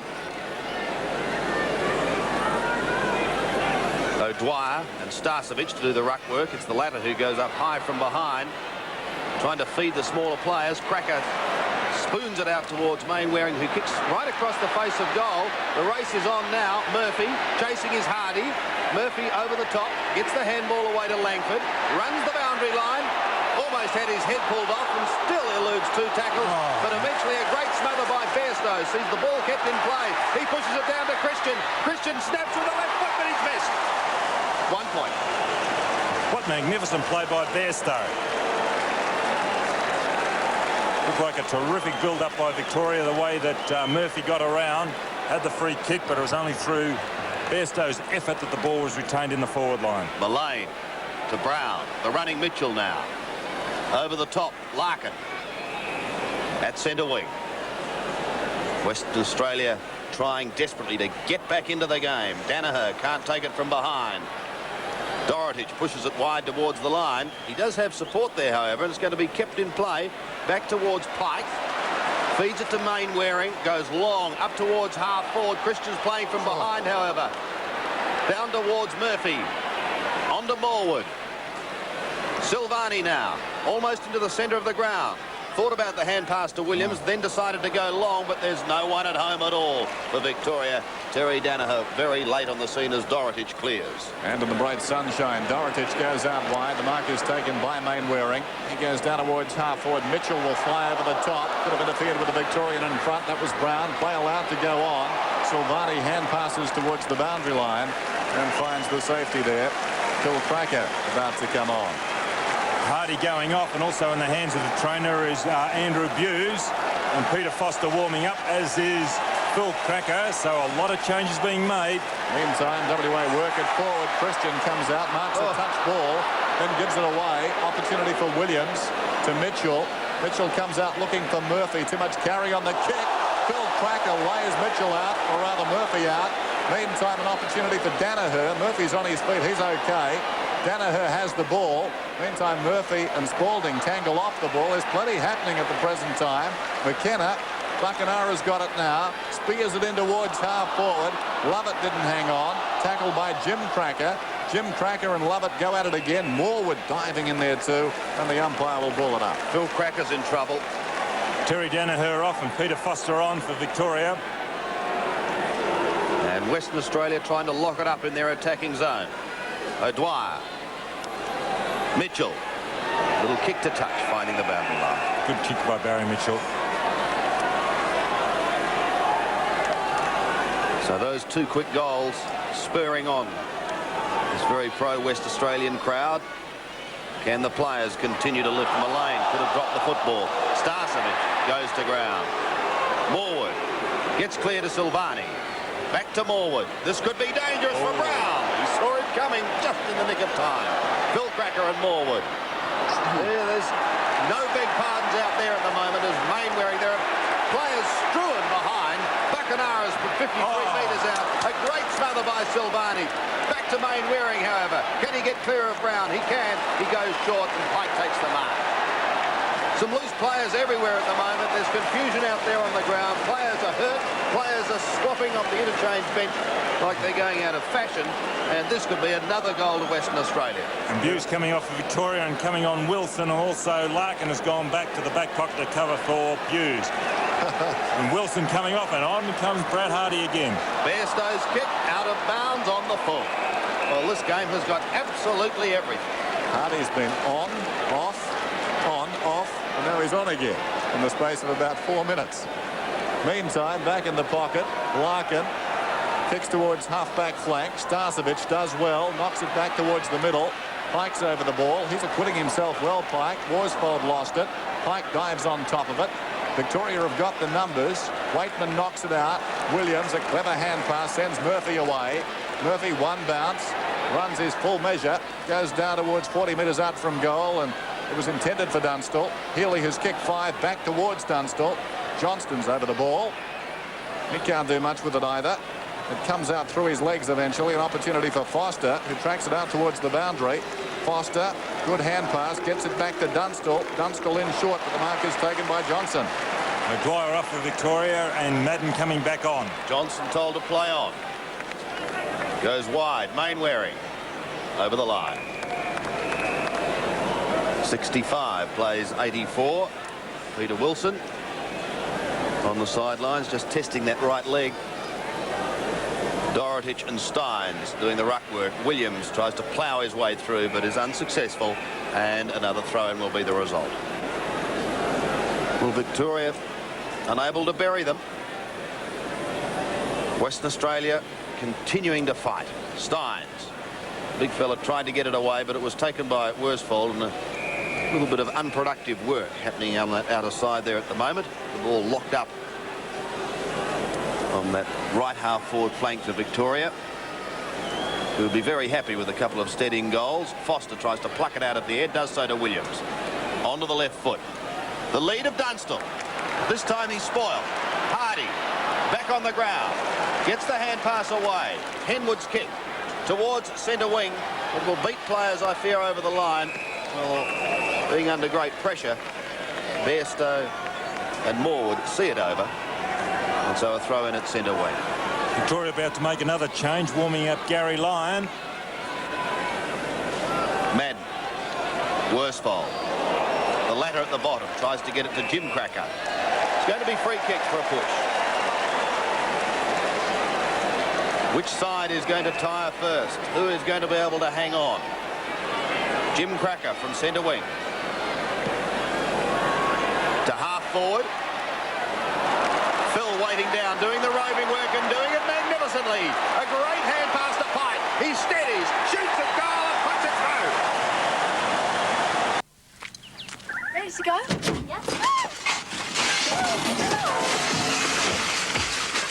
Problems like this call for an original solution. Now, this bloke's got common sense. You can tell by his strides and shirt. The original Australian King G drill, made for people who don't mess around. Good fit and down to earth. They don't try to look good, so they do. The original King G drill, made for people who don't mess around. 84-71. Remarkable game of football, this. Just under 8 minutes remaining in the term. Mainwaring taken high. No free kick. Off the ground by Williams. Inside the half-forward line. It's gathered down there by Johnson. He goes out wide. Almost the mark over the top to Foster. He's got the bit of recovery. The WA players run away from him. Peter Foster goes long down towards the pocket over the head of Healy. And it runs out of bounds and will be thrown in. Well, a man who's been very busy keeping up with the comings and goings and the injuries down on the boundary line is Tony Bahagia. Tony? Andrew Buse and Peter Wilson both have very sore corks, while Paul Mifka has pulled a hamstring and will take no further part. There's the boundary thrown in the pocket. Mitchell out of the congestion, snaps and just misses. Victoria 12-13. Western Australia 11-5. Andrew Lockyer to send it back in. And momentarily there's a lull. Fierce tempo throughout this game. Dorotic finds the ball on the outer side. Madden in close attendance. Dorotic pulls it back towards centre wing. Morwood can't control it. It's out of bounds and will be thrown in out there.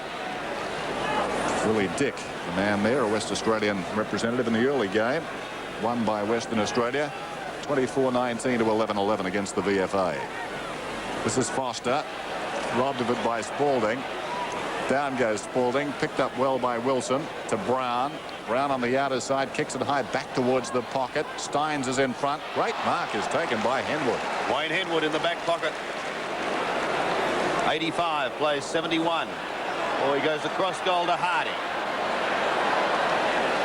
Trying to find Cracker. Phillip. He does.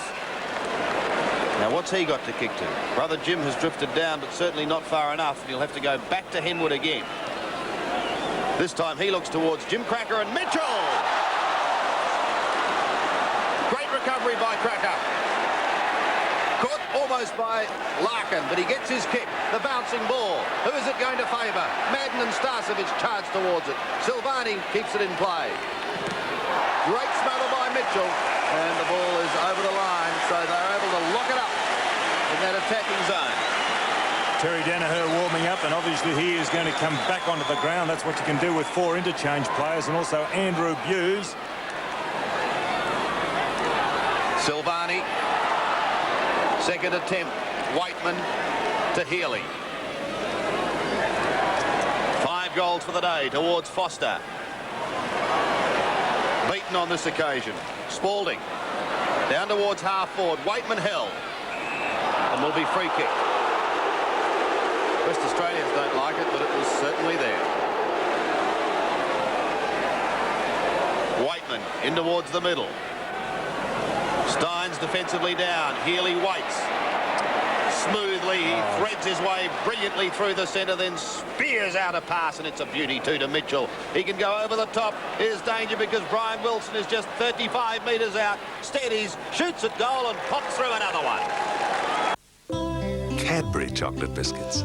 They're delicious chocolate biscuits, covered in real Cadbury chocolate. It's Cadbury. A range that includes new Nutty Pops with centres of caramel toffee and peanuts, cream-filled wafers, and delicious dairy milk chocolate. Real chocolate. That's real chocolate. It's Cadbury. Cadbury chocolate biscuits. The best chocolate biscuits because they're covered with the best chocolate. It's Cadbury. 13-13 to 11-5, and Victoria go forward again as the kick comes down towards the pocket, and Dunstall takes a remarkable mark. The kick came in from Foster, and Dunstall, who's so strong in that situation, on a lead at full tilt, able to rake it in. Jimmy Stein's gone off for Victoria, and his place, as I mentioned earlier, taken by Terry Danaher in the forward pocket. Dunstall yet to kick a goal. He's missed a few opportunities. And this one too, he's pulled. It comes to the near side. So a string of points for Jason Dunstall. He's got 4 this afternoon. Very unusual for Jason Dunst because he's usually a very accurate kick. Maybe he's getting just a bit too far out from goal. Here's Lockyer. Goes for a short one, but the ball will come back. I don't think it's any coincidence that some of the players that played on Friday in that match at the SCG between Sydney and Richmond have been prominent today. Some of the running players, we made the point before the game, Healy, Waitman, Williams, Barry Mitchell, Murphy, and for Western Australia, Michael Mitchell, and his bigger Shenko. A shade fresher, those names I mentioned. Well played, Shenko, into the path of Bairstow. Bairstow runs through the middle, cross centre wing and towards half forward with a kick. Michael Mitchell, the will-o'-the-wisp, into the path of Buckenara, met solidly by Langford. Hand pass comes out from Barry Mitchell. Morwood does well, gets it to Larkin, inside to Healy. Great dummy from Healy. Hits the hand pass to Williams. Great control as he got it down from above his head and kicks it out wide towards left half forward. Foster is up, couldn't take the mark. Henwood coming through, couldn't control it. Now an opportunity for Mainwaring. Almost set upon. The ball breaks loose. Worsfold goes backwards to Hardy. Time to steady. His kick goes towards Jim Cracker and Murphy. It's the latter who shows better recovery towards Simon Madden. At the second attempt, he gets it clear to Mullane. On to the running Mitchell. The left footer towards the 50-metre line, and he finds Peter Foster. Foster will kick from around 55 metres. Onto the left foot he'll go with a drop punt. Just trying to centre the football. No mark taken. Who's going to be waiting down? Wilson is there. Danaher is there, and he's missed it. We have to do a bit of practice with that Tommy, won't he, Sandy? Said this morning, we'll go out and have a kick with the Tommy. The Tommy Sharon, he later informed us, and he won't like missing this one bit. And he used to practice in the backyard on the farm too, didn't he? As he was telling us this morning. Could be back there. Bairstow going wide to Cracker. From half-back, he drifts the ball over the centre. Starcevic can't quite complete the mark. Simon Madden to Morwood. Going right across the ground and finding Gavin Brown. Brown swings through the centre. Oh, they're getting tired. No one's chasing. Goes with a long kick up towards half forward. Poorly directed on that occasion, however, and Wayne Henwood is there standing his ground to take the mark unopposed. We're well into time on as Henwood goes towards the outer side. Johnson takes the mark out there. He's away now. Johnson from half back towards half forward. Michael Mitchell under the ball. Well played by Lovett. Controlled it brilliantly. Sweeping hand pass out wide to accommodate Madden. Madden boots towards half forward, intended for Danaher, and he takes a very strong mark. He's a great player, isn't he, Terry Danaher? He can play in any position, and he just keeps his eye on the ball. Danaher, who played for New South Wales pre-season, goes in short. Awkward one for Waitman, bounces past him. Now an opportunity for Wilson to Foster. Foster goes with the left foot, doesn't pull it back far enough. So that would be something of a unique distinction, I think, for Terry Danaher. He's played in 2 state sides, different states that is, that have defeated Western Australia in the one season. So what is he, a Victorian or a New South Welshman, Dennis? I think a New South Welshman dash Victorian. 13-16, 11-5, kick to the outer side through the hands of Bairstow. Opportunity behind for Ashenko, off the ground, down towards half forward. Coming up to mid it is Lovett, brilliantly picked up by Lovett, got it to Williams, and it comes to Healy. He's been the star. Back inside, it's scrambled forward by Madden towards half forward. Hardy's got it.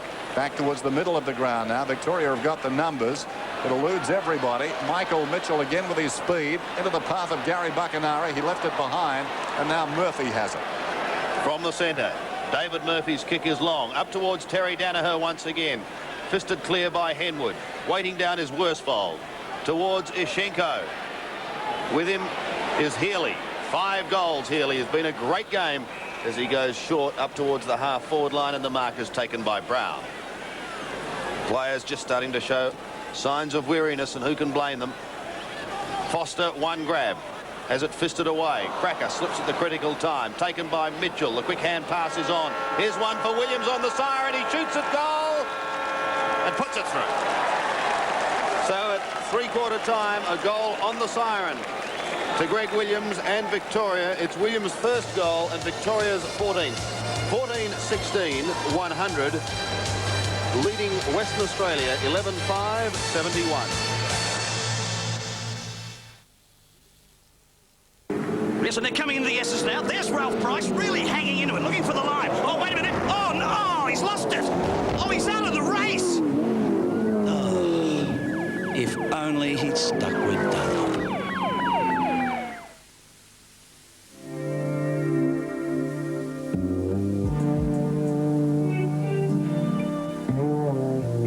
Just because you've given up sugar doesn't mean you have to give up the taste. All these treats have been sweetened with something very special. Something with only a few calories, but with a taste equal to sugar. The taste is equal with NutraSweet.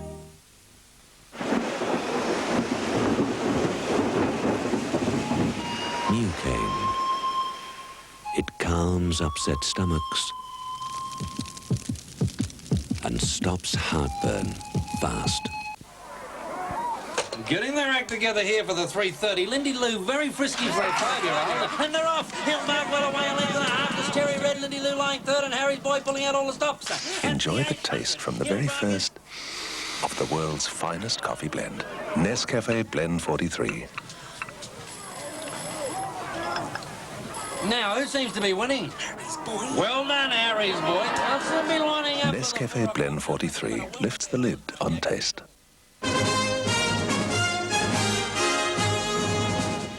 Good evening. In 7 nightly news tonight, Victoria's wave of strike action to escalate tomorrow. Even the zoo will be shut for the first time in 126 years. Tension mounts in the Persian Gulf while the captain of the Vincennes expresses his regret. And Sweden's Stefan Edberg defeats Boris Becker at Wimbledon. The full story tonight at 6:30.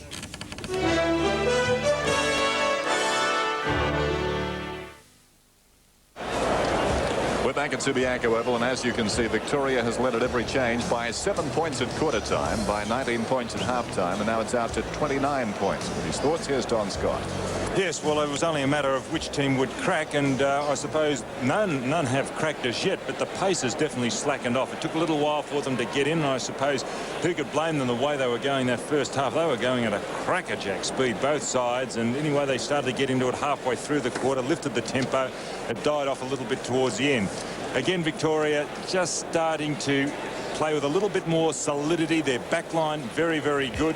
Western Australia made a number of changes, and it was quite funny sitting up here in the commentary box and watching the interchange area. It was just like Burke Street, or I shouldn't say Burke Street, Flinders Street railway station at peak hour. They were going off and on and off and on, and Dennis mentioned halfway through the commentary that Hardy came on 3 times, but injuries were happening because players were throwing themselves in. We look at the statistics, basically in favour of Victoria, although even in some departments. Handball's quite remarkable. We'll be back right after this.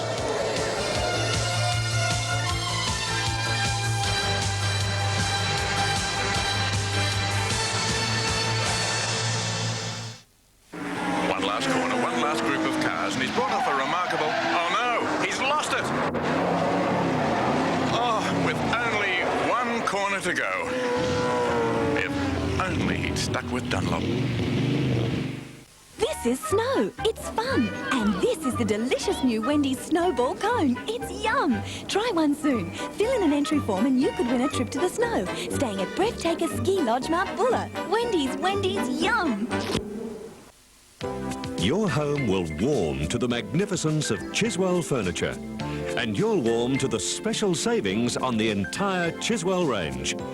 Receive a bonus matching ottoman with every 4-seat lounge, or an electric hot tray for those cosy winter afternoons. Take the chill out of winter with Chiswell's Winter Windfall Sale, now on at participating Chiswell retailers.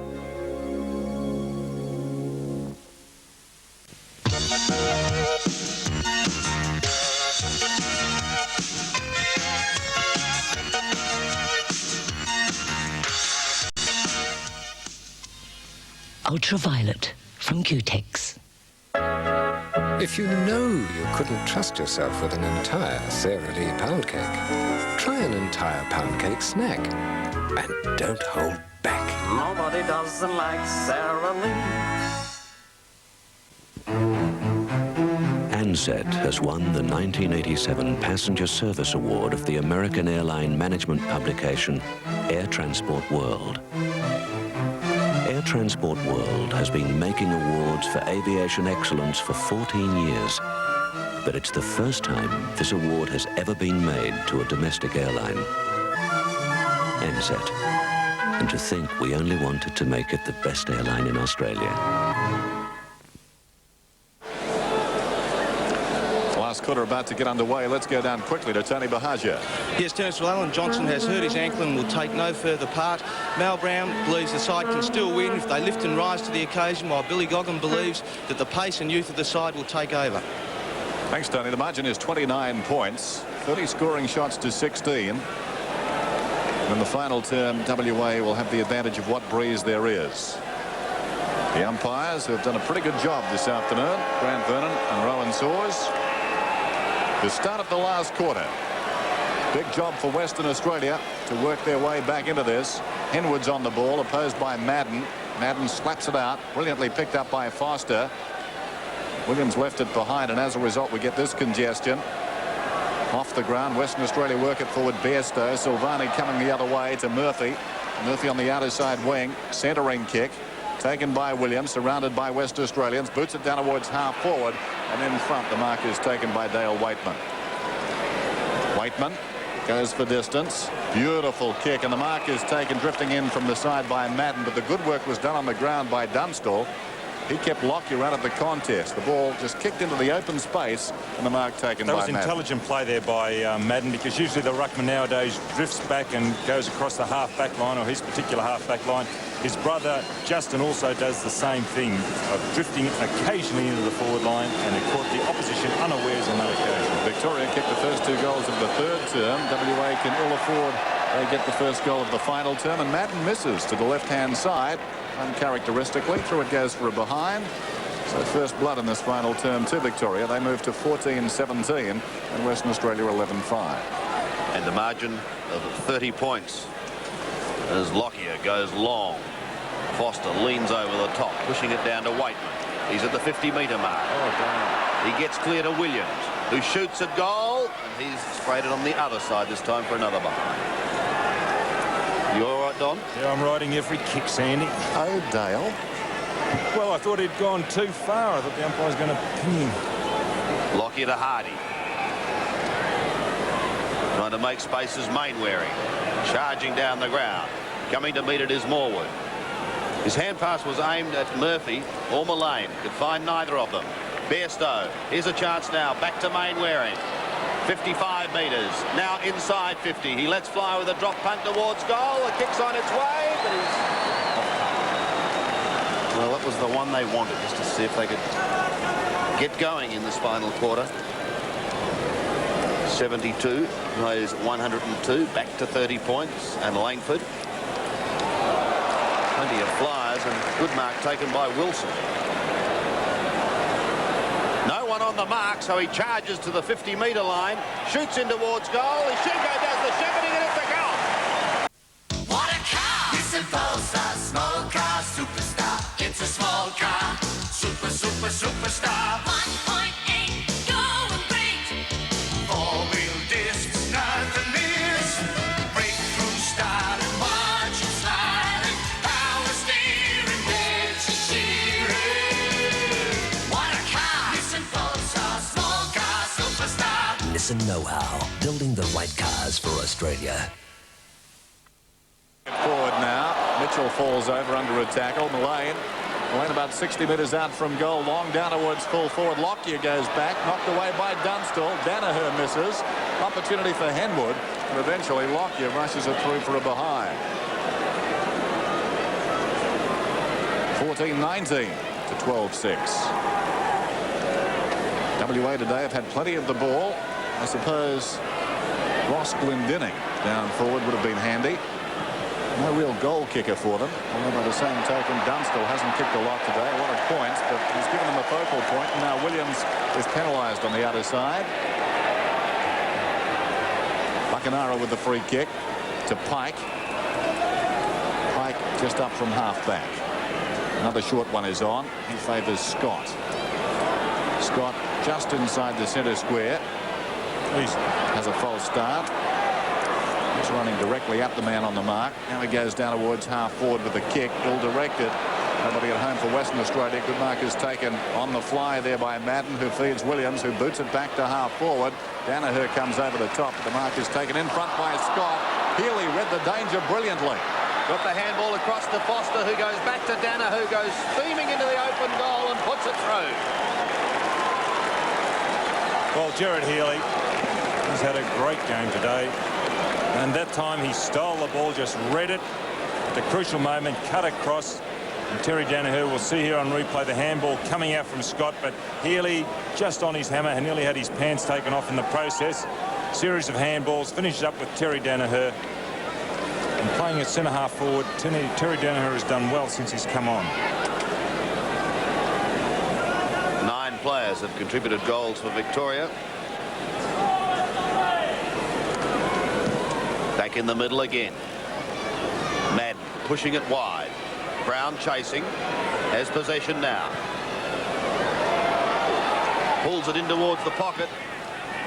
Dunstall can't snare it. It goes over the line. So a throw in to take place, but Victoria has the ball locked up in its attacking area. And it's worrying times for Western Australia. They trail 78 to 109. Well, it looks as though Wilson's going to do the ruck work with Scott. Naturally enough, Scott only got it to Cracker, in turn to Buckenara, but they're doing it the hard way. Back to Cracker again, tries to come out wide, looking for Spalding, and they're eventually going to lose it. It's picked up by Wilson, hooking it back towards Danaher once again. The bounce, not good for him, and Western Australia will get out of trouble. Buckenara receiving from McKenna, goes in towards the centre, and Mainwaring takes the mark. Plays on, right in the middle. Has Phil Cracker wide. Uses him. He can run up to the 50-metre line. Push the handball across. Could this be a goal to Wilson? He steadies. Shoots in towards full forward. Goes right across the face of goal, however. And just one more behind is registered. Change is being made. Worsfold is off. And Dorotic is back on for Western Australia. Short pass comes in. Away comes Buse. Comes to the grandstand wing. Mullane in the shadows of the stand. Darren Mullane has been busy all day. Back to Buse. Buse over the top, made it awkward for Williams, who played it brilliantly to Madden. Wilson under pressure all the way down the ground, these Victorians. This is Brown, but still they're going to finish it off. Waitman now in space, pinpoints it brilliantly and finds Danaher. Well, there wasn't an easy possession right down this grandstand wing, with the exception of the first couple, the short kicks, and after that they really had to work. Danaher already has 1 goal in this term. Mr. Sinner back in the 3rd quarter. Kicking a goal from 40 metres out. Terry Danaher, is it coming back? It grazes the post. A behind. Victoria 15-20. Western Australia at 12-7. Interesting move, Dorotic coming on, replacing Worsfold, because he's had to pick up Brian Wilson there. Brian Wilson could be too quick and too skillful for Dorotic on that half-back flank. Back into play once again. The mark taken by Guy McKenna, who scoots away from that half-back line. Feeds Buckenara. In turn, going over the top for Starcevic. Back to McKenna, who's followed the play down. Pulling the ball back in towards half-forward. His target was Christian. Healy will stop that attack, however. Across to Lovett. Wider for Waitman. And again, Victoria with relative ease bringing the ball out of defence. Goes into the middle. Lovett's kick towards Foster at half forward. Fisted down in front, but the Victorians are at the drop of the ball. Murphy. Danaher. Time enough to steady. Here comes Dunstall. Flew in the air, but couldn't take the football with him. Lockyer gets crunched to the ground. There's still plenty of desperation out there as Brown is on the bottom of the pack. And the umpire will come in and decide upon a bounce. Lockyer made a real meal of that. He was just too slow, and Brown did the right thing. Umpire Vernon to bounce it down then. Danaher out-rucked by Henwood. Danaher comes back into it, smothered off the boot, or partly. They battle close to goal. Wilson knocks it across towards Healy to Waitman. This is Foster. Foster from about 35 metres out, pulls it back too far.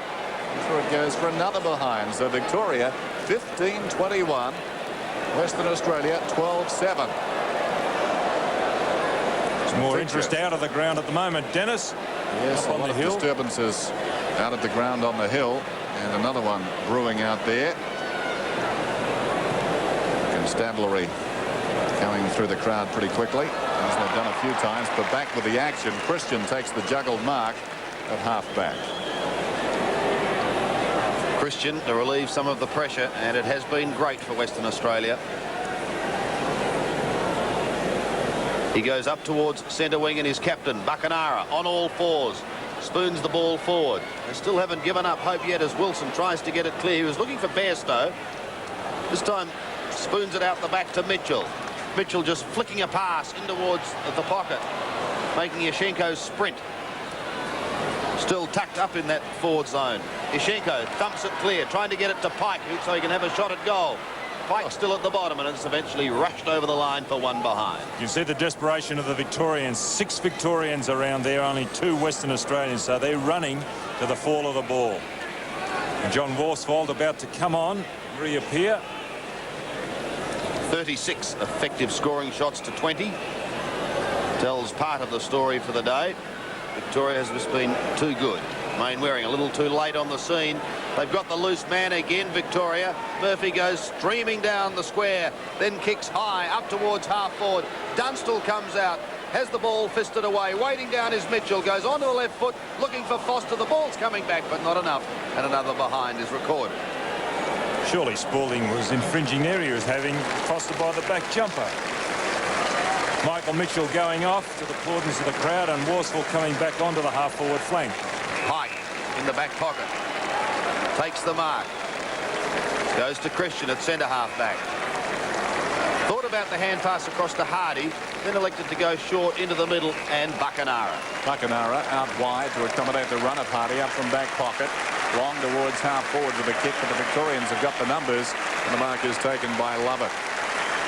Lovett, sweeping hand pass. Langford dragged off the ball as he kicked. And as a result, he slews it out of bounds at left half forward for Western Australia. Dorotic applying the tackle. And this performance by the Victorians now as they surge forward has quietened the crowd. 32 points the difference, as big as it's been all day.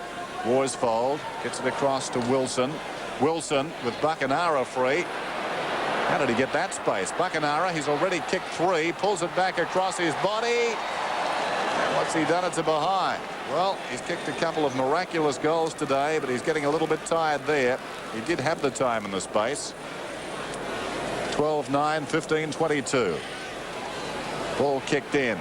Brilliant mark is taken by Mullane. The umpire was going to penalise him, but he did take the mark, so the umpire quickly had the presence of mind to point the other way. Little chip pass comes out from Henwood. Pike takes the mark, and he's acquitted himself very well. We said that before. He goes down towards 50 metres. Buckenara has it over the top to Mainwaring. Plays on quickly. Another hand pass, and from the pocket, the shot by Bairstow going in towards goal. And he's kicked it. Oh. For the Michelsons, moving into a new neighbourhood had its usual problems. Go ahead and make my day. They needed a little magic in their lives. He was following you, wanting to be like you.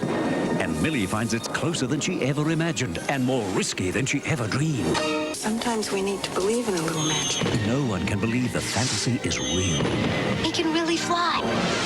You'll believe in the boy who could fly when Mitsubishi Motors presents the television premiere Sunday on 7. From the centre, it's Wilson who gets it to Starcevic. Western Australia are not done with yet. There's a great mark. And so the shot will come from Worsfold. He'll kick from 45 metres directly in front. Strength just too big for Andy Buse on that occasion. He goes short. Buckenara loose again. Who's on him? Is he playing in the centre? They'll have to tighten up. 87 plays 112. A couple more goals, and the cat will be fairly thrown amongst the pigeons. Buckenara. The right foot drop punt is on its way. He has kicked it. Gary Buckenara kicks his 4th goal for the match. But more importantly, it's West Australia's 14-9 to 15-22. Well, there's only 4 kicks of difference now. There's 13 minutes to play, so the West are not out of this game yet. So let's hope the Victorians don't start and relax. They've got to tighten up on Buckenara. Now, he's playing in the centre on Williams. Now, Williams is doing a lot of good things, but he's got to get that defensive side into his game, so Buckenara especially doesn't get away. He's kicked the last 2. 19 points is the margin. Ishenko trying to get them out of the middle. Healy for Victoria, and it is the latter who was tackled high who will take the free kick. He's led by example today. Healy, marvellous game, comes out wide. Mullane is on centre wing. Darren Mullane kicking towards half forward, intended for and finding the sprawling Brown. So Gavin Brown, I'd venture to say, too far out to score. He'll kick from about 55 metres out. Goes towards the pocket, honouring the lead from Dunstall, and Dunstall has taken this mark about 10 metres in from the boundary line, about 40 metres from goal. What about the short pass? What's he doing? He's told to play on. Well, if that was the case, he played on out of bounds. As the kick comes down towards the kick-off line, off-hands opportunity for Mitchell. He's claimed by Hardy. Oh, brilliant play, Mitchell, to Waitman. Waitman gets the goal. Oh, what a great goal. You're always hearing the worst about insurance companies. I'm in business for myself. I've got everything insured with the SIO. My car, my home, my boat.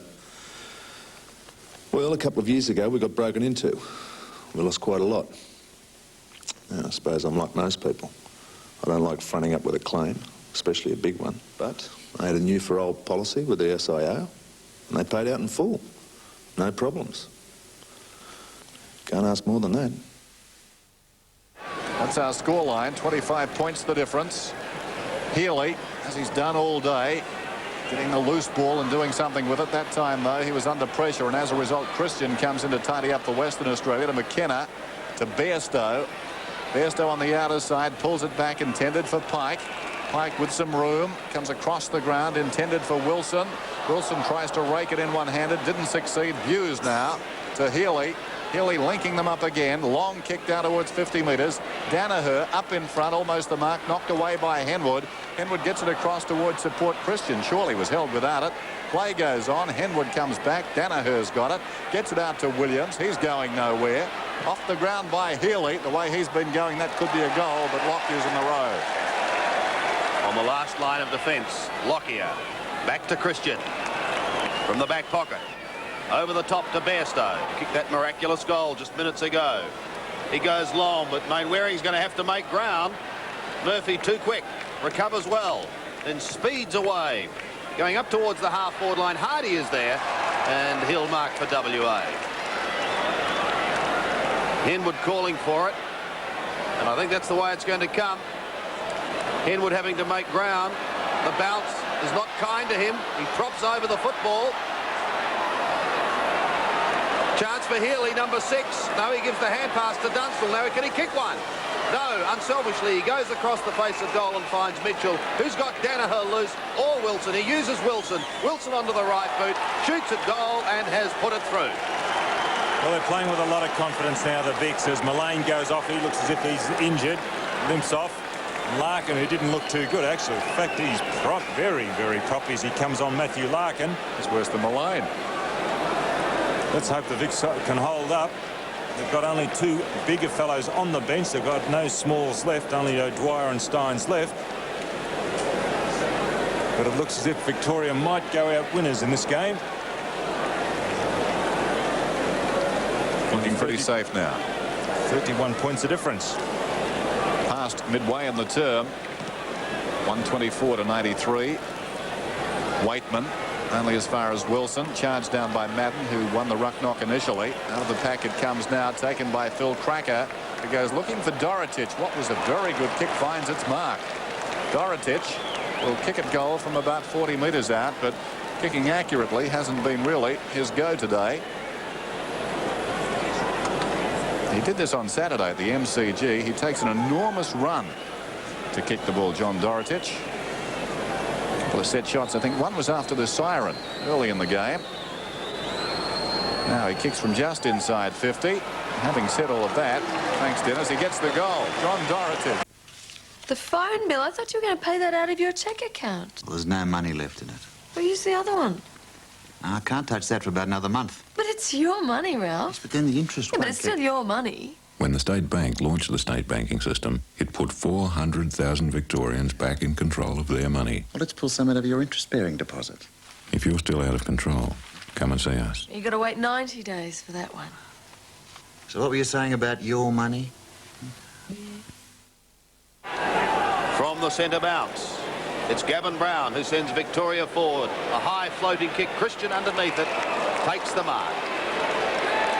50 metres. And a little bit of a Barney on in the middle. They're still at it. They started the day, Madden and Ashenko exchanging pleasantries, and like two windmills have crashed into each other. Christian. There are a few loose players. This is left, and one of them is Wilson. Playing the tandem in the centre, I think, WA, Wilson and Buckenara. Wilson, a long kick. This could be close. In towards full forward. But ducking back and taking a great mark. Gary Lyon. Gary Lyon, who's spent considerable time on the interchange bench. Goes wide to the outer side. Murphy the flyer, and he takes the mark. He's been a good player today, a very balanced, polished player. A Finley youngster. Across to Williams, then Waitman, now Lovett. Victoria out of defence, into attack. Mitchell and Hardy. Hardy almost better use of the body. Mitchell the quicker of the two to recover. Dummies nicely. Gets clear. The hand pass across to the injured Larkin. Unselfishly to Dunstall. This will be a goal. And he's done it. Well, the Victorians have got numbers everywhere. And obviously the Western Australian players realise that their job's in front of them because they're not marking quite as well as what they should. Good play by Mitchell because he's not as big as Hardy. Pushed him back, but Mitchell in front, and the value of playing in front is you're able to get back onto the ball quickly. I thought he could have gone a bit far, but there Larkin again running or handballing across to the running Dunstall, who had the goal square to himself, and a very easy kick. He's for 4 goals. Jason, 4 points, I'm sorry. 1 goal. Not the best of kicks or today. Very inaccurate. Yes, his first goal taking a long time to come. 18-22 to 15-9. Ashenko wins it down. Williams through the pack. Spalding goes in hard. Mainwaring, who's battled manfully on his wing.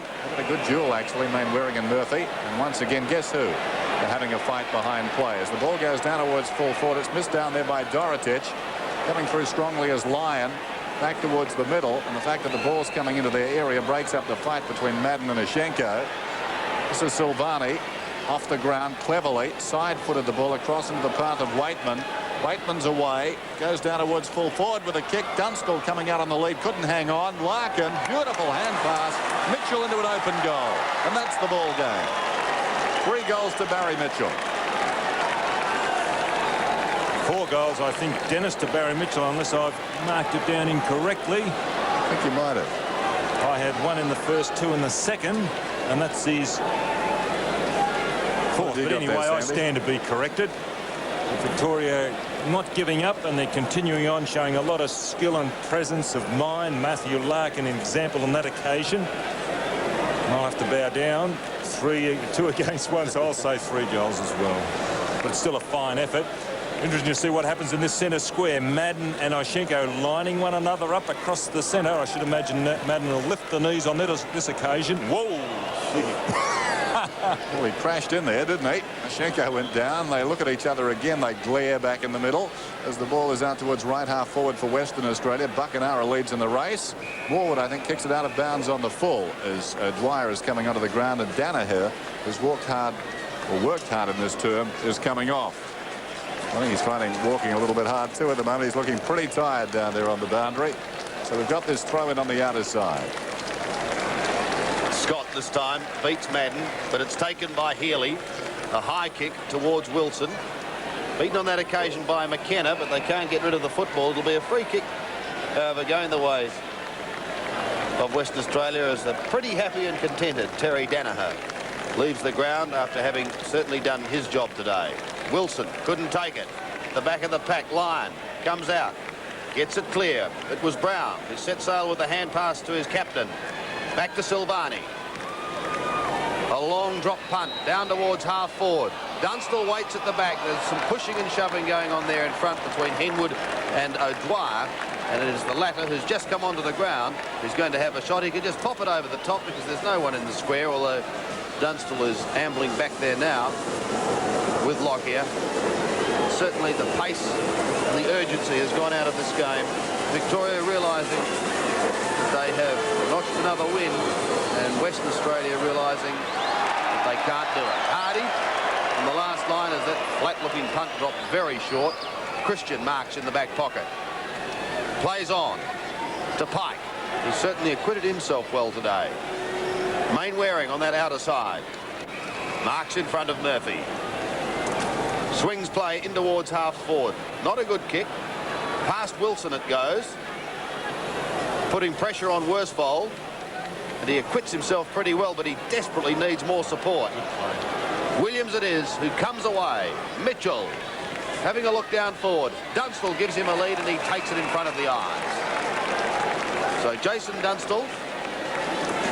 Hawthorn fans probably can't believe that he's kicked 1 goal 4 today. But he has been off target. We'll see that ball come into him again in replay. And a vice-like grip. Well, he goes short. I don't know what that's going at all, really, Don. Well, it opened what's called opening up the face of goal. Sandy realised he was on a rather acute angle. But, and do you think Williams can make the distance from there? No, I said he opened the face of goal, not distance. So and he's it's gone now just short. been closed. So you see where you learnt your football. Well, he's going to be tucked in on a very acute angle again, isn't he? My scoring possession game at the moment, Sandy. They're so far in front, they just don't want to lose. They don't want to lose the footy. Am I scoring this? Is it a 10-must system? 37 points is the margin. So Madden kicks for goal and has gone very close to putting it through. He has. See, there was obviously method in their madness, Sandy, because they spotted Simon Madden down there, realising that Simon is a left footer. Going into that pocket, he had a greater advantage. Well thought out by the Victorian contingent on that occasion. Dunstall, vision across to Williams, and Williams realising he's just too far out, spotted Madden. Madden been a very, very good player today. Healy combining with Mitchell to bring it away. 4:13 and counting down. Dunstall on a lead. Crashes into that pack. Jason Dunstall does very well to get it across to Waitman. Back to Dunstall, a long way out from goal. You can see the 50-metre line in the foreground. Eventually the hand pass comes across to Larkin. Back into the path of Waitman. Waitman about 20 metres out from goal. Stabs it along the ground. And it skids the wrong side of the post. I think he's going to be replaced for that mistake. Stein's warming up. And going off Silvani. Actually, Silvani has played also a very good game at centre-half back. 20-23 to 15-9. 43 scoring shots. Not a bad afternoon's work. There's Starcevic feeding Wilson. Wilson lacking support completely. Run down from behind by Williams, but got a kick away. And the mark is taken across ground by Brown. Feeds Morwood alongside the centre circle. Morwood towards half forward, spearing pass, and the mark is taken by Wilson. Back to Morwood. He runs inside 50. Morwood goes with the left foot down towards full forward. Dunstall was interfered with surely. No free kick. Driving the pack, an opportunity for Pike. Well played by the youngster. Rides a bump as he gets the hand pass out to Christian. Again, the numbers favouring Victoria. The West Australians have stopped running. It was a cunning manoeuvre too by Henwood. Something akin to the way Victoria kicked their last goal. This is Murphy. High kick back towards full forward. Out of bounds on the full. Cunning, Dennis. Cunning. Henwood. Haven't seen that done before. Sort of deft deflection. Yeah, it's sort of opening the face of the pack. McKenna to Bairstow. Into the centre. Cracker. The belated 50-metre penalty will bring Jim Cracker down to almost the 50-metre line. He goes short again. Looking for Dorotage. Can't take the mark. At the back there is Williams, and he's got plenty of support as line comes steaming clear. Out of half-back, he bounces his way down towards the centre wing area. Good shepherding, sees him clear. His kick now, up to the wing. Spalding too early. McKenna to assist. Still with McKenna. Back to Henwood. Shrugs one tackle. And kicks towards half forward. He was looking for Starcevic. Hughes is through. Across to Williams. Williams wider has Brown. And Victoria virtually doing as they like now in the closing minutes of this game. Mitchell to Langford. Long looking for Dunstall. Can't quite take it on the chest. McKenna's kick is smothered. On all fours is Lovett, and he's still going with the football. Gets it out, but it went straight to Christian. Gee, they're doing well, Victoria. Now Madden. Another left foot snap, and another goal. As we watch that in replay, just watch the numbers of Victorians around the ball. All the West Australians just peeled off. They've done that for about the last 15 minutes, just leaving one man. That's indicative of the way Western Australians play football. That's what's wrong with the West Coast Eagles. They all go looking for the easy kick where you should be like ants or bees around a honey pot and go towards where the action is. But what? But Lovett is there again, and he'd certainly be happy with his day today as well.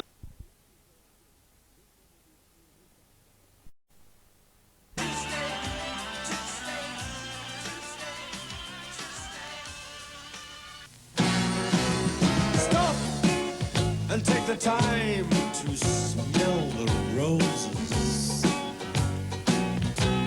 Stop and take the time to fill your noses.